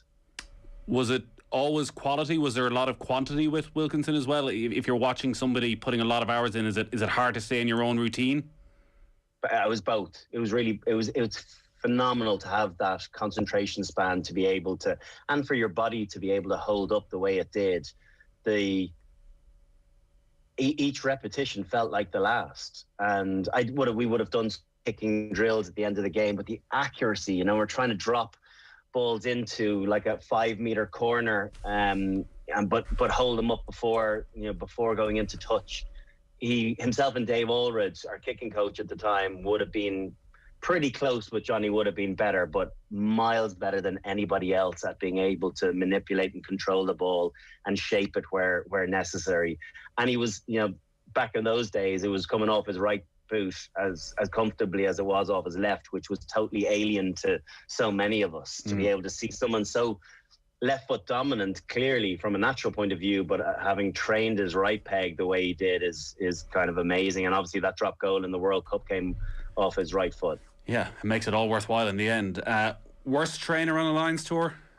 It's really hard to remember bad trainers. I remember Jason Leonard was a guy, I wouldn't say necessarily a bad trainer, but training was a means to an end. I remember Leonard telling me that he used to play some games in the 90s when he wouldn't touch the ball. And so he'd go at training going, I wonder if I can get through this training session without actually touching the ball. I was like, surely not a training session. I will say that we used to have an award for worst trainer in Ireland. And then I think it kind of crept into the occasional Lions session. I had one absolute howler training session in 2013. We just traveled to Hong Kong, and we'd won the Magners League, or the Pro, whatever it was, the Pro 12 as it was then. And so I hadn't actually had that week's training with the squad. So we went to Hong Kong, and the lads started having a few beers, and I was like, I can't have a few drinks and go train the next day, particularly in the heat of Hong Kong. Anyway, I felt as though I needed to invest in the team and go out and have a bit of a laugh and try and bond. Anyway, that went pear-shaped. I ended up, my last memories are wrestling with Manu Tuilagi in the back of a taxi on our way back to the hotel.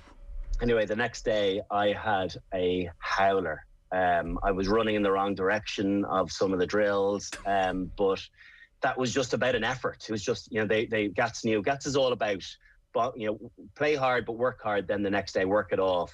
Oh my gosh, I've never struggled in a training session quite like it. But it was probably the first time, I'd say, in about 7 or 8 years that I'd had a drink before a training session, and I didn't have one after that. It was torture, and it must have been 33 or 34 degrees. We trained at noon, and I honestly was going the wrong direction at one stage in one drill, and the lads obviously clipped it all up and played it in the video session later on that week. That's fair enough. What was the most surprising friendship you made on tour? We're talking about someone who you might have had preconceived notions about from playing against them, but who actually surprised you. I think probably Mike Phillips. Philsy is the guy that everyone loved to hate on the pitch and get antagonise and rub up the wrong way, and it was easy to do with him. He's a fiery, feisty character. So and obviously he's never been shy of confidence. But if you get to know him and understand that, it's in some ways he's very serious, but in some ways kind of taking the piss a little bit as well. And I could understand why people would get irritated by him, but he is great value if you take him for what he is. And arrived into the room, and literally within 5 seconds was like, "Do you know Bono?" Straight in with the celebrity questions. He just finished up a relationship with Duffy at the time, and celebrity was his thing. I just remember going, "Oh my God, here we go!" But it was great value. The few days that we had together. And then now when we meet up, we were working for ITV at the World Cup in Japan, and hanging out was good fun. And he's loose with a few jars, but aren't we all? But it was great. He's always good value. Yeah, the Welsh have quite a few good-looking lads. They know how to look after themselves. Yeah, I don't know if Filsey was ever one of the. There was no Saint-Tropez. Saint-Tropez, he might have been. Mind you, like they were doing beds as well. Some of them. James Hook was a big one for the beds. I'm sure Mike Phillips probably did a few. Did something to top up his tan. But yeah, good-looking fella, and the confidence to follow with it. Of the 4 tours you went on, which was your favourite? Definitely 09. Great fun. Really good team spirit. The pressure for me was off because Paulie was captain and I was a senior player, but it was, you're not front and centre. The rugby was really good. We played a great brand. I knew where to pick and choose my nights and have my fun. The timing of the games in South Africa is much more conducive to the squad bonding. 4 o'clock kickoffs rather than 9 o'clock at night in Australia, New Zealand, where the non-playing team are gone to bed by the time the squad gets back to the hotel. That's really important. I think not enough is made of that. For everyone to get together at 6:30, 7 o'clock back in the team hotel, share a beer, a cup of coffee, and chew the fat over a game, or just kind of the being there to kind of welcome the team back in if you've arrived back to the hotel early. That stuff actually counts, and that's important. And it's going to be really important on this tour because they're obviously going to be in even more of a bubble than we would ever have been previously. Is a Lions tour different in how you can reflect on it at the end of your career? Is the end result is important? Because you pick 09 where the Lions were beaten, albeit the first 2 tests are 2 of the greatest tests there ever were, that actually the journey and the friendships are different from a regular season with a Leinster or Ireland where there's a proper full debrief and you got to go and do it all over again. Yeah, they are different because you'll never play with that team again. Even if you play on another Lions tour, there'll be at least 40% of players will be different, and you might have a similar experience with other guys, but that group of players will never come together again. And so when you accept it for what it is, and you throw down your nationality at the door, and you get involved as a Lion, I think it's a really, really special thing, and it's a bond. I don't know necessarily if it's a bond like they had in the 60s and 70s when they were spending 3 and 4 months together and lifetime friendships, but I've got good connections to certain guys. Martin Williams in Wales would be another guy that would pick up where we left off. And even though you mightn't be in regular conversation with these guys, it does feel as though even with not winning the series up until 2013, that you still forge great bonds and relationships with some of those guys. Who was your toughest opponent? Do I have to pick a centre? You don't have to. You can pick a centre and somebody else. Should I joke and say Tana? I was wondering when that was going to come up. Obviously, I can't pick Tana because it was too brief. Well, he left his mark. He did. Let me think. Nathan Gray had a good series, even though in 2001 I got absolutely smashed by him in the second test, one of the biggest collisions of my career. I remember getting up from it, and he got a penalty from it too. I just think he was a no-nonsense player. Tim Horan had retired from the Australian team. He had a new partnership with Daniel Herbert, who again had a very good third test in 2001. So they were a tough centre pairing, particularly having gotten the better of them in the first test. For them to bounce back and play the way they did in test 2 and 3 was pretty impressive. And then Faree and John de Villiers in 2009, that was ferocious. That test series was one that I look back on, even though we won it, and it puts a smile on my face because it was gladiatorial rugby at its very best and its most ferocious, and I think it was a throwback to to kind of 30 or 40 years ago, the ferocity of it, and thinking about, how many bodies left the field, but yet it felt real and raw and honest. When you're thinking about how sore your body was after game, and I know you ended up missing the third test because of the injury in the second test against South Africa, is that right up there? Avoiding an actual injury just from what you had put into a game? Yeah, it would have been. Obviously, I was concussed, so it's kind of sometimes that it's hard to differentiate between that and how you're actually physically feeling. But that was just a different level of physicality. Just every impact felt enormous, felt just seismic to a point that, gosh, I don't feel those sort of collisions very often, and every contact felt like that in that test match. And you look at different moments in that test.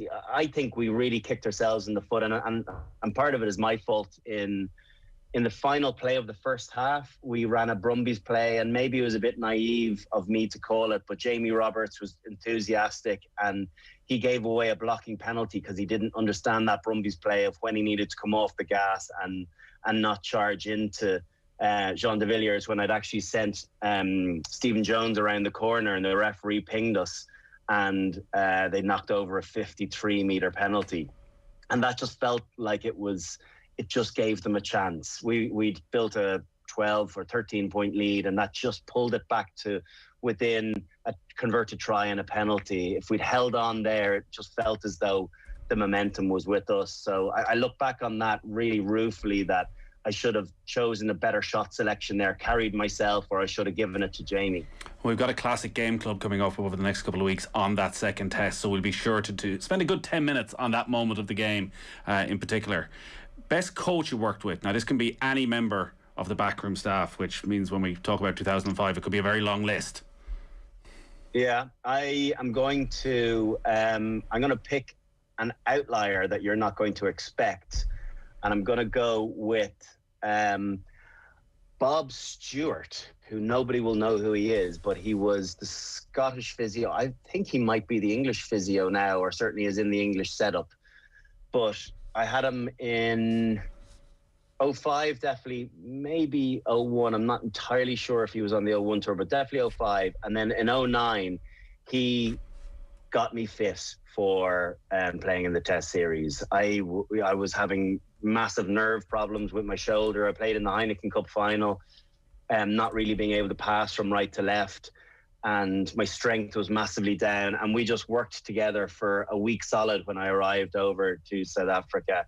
And he was a phenomenal. He was doing, he was using physio techniques that I had never come across before, and it completely transformed my operating from a passing and a movement perspective. So I am going to go with Bob and shout out to him how when someone stands out that clearly, it means that they've made a big impact. All right. Do you OTB AM with Gillette? Put your best face forward with our new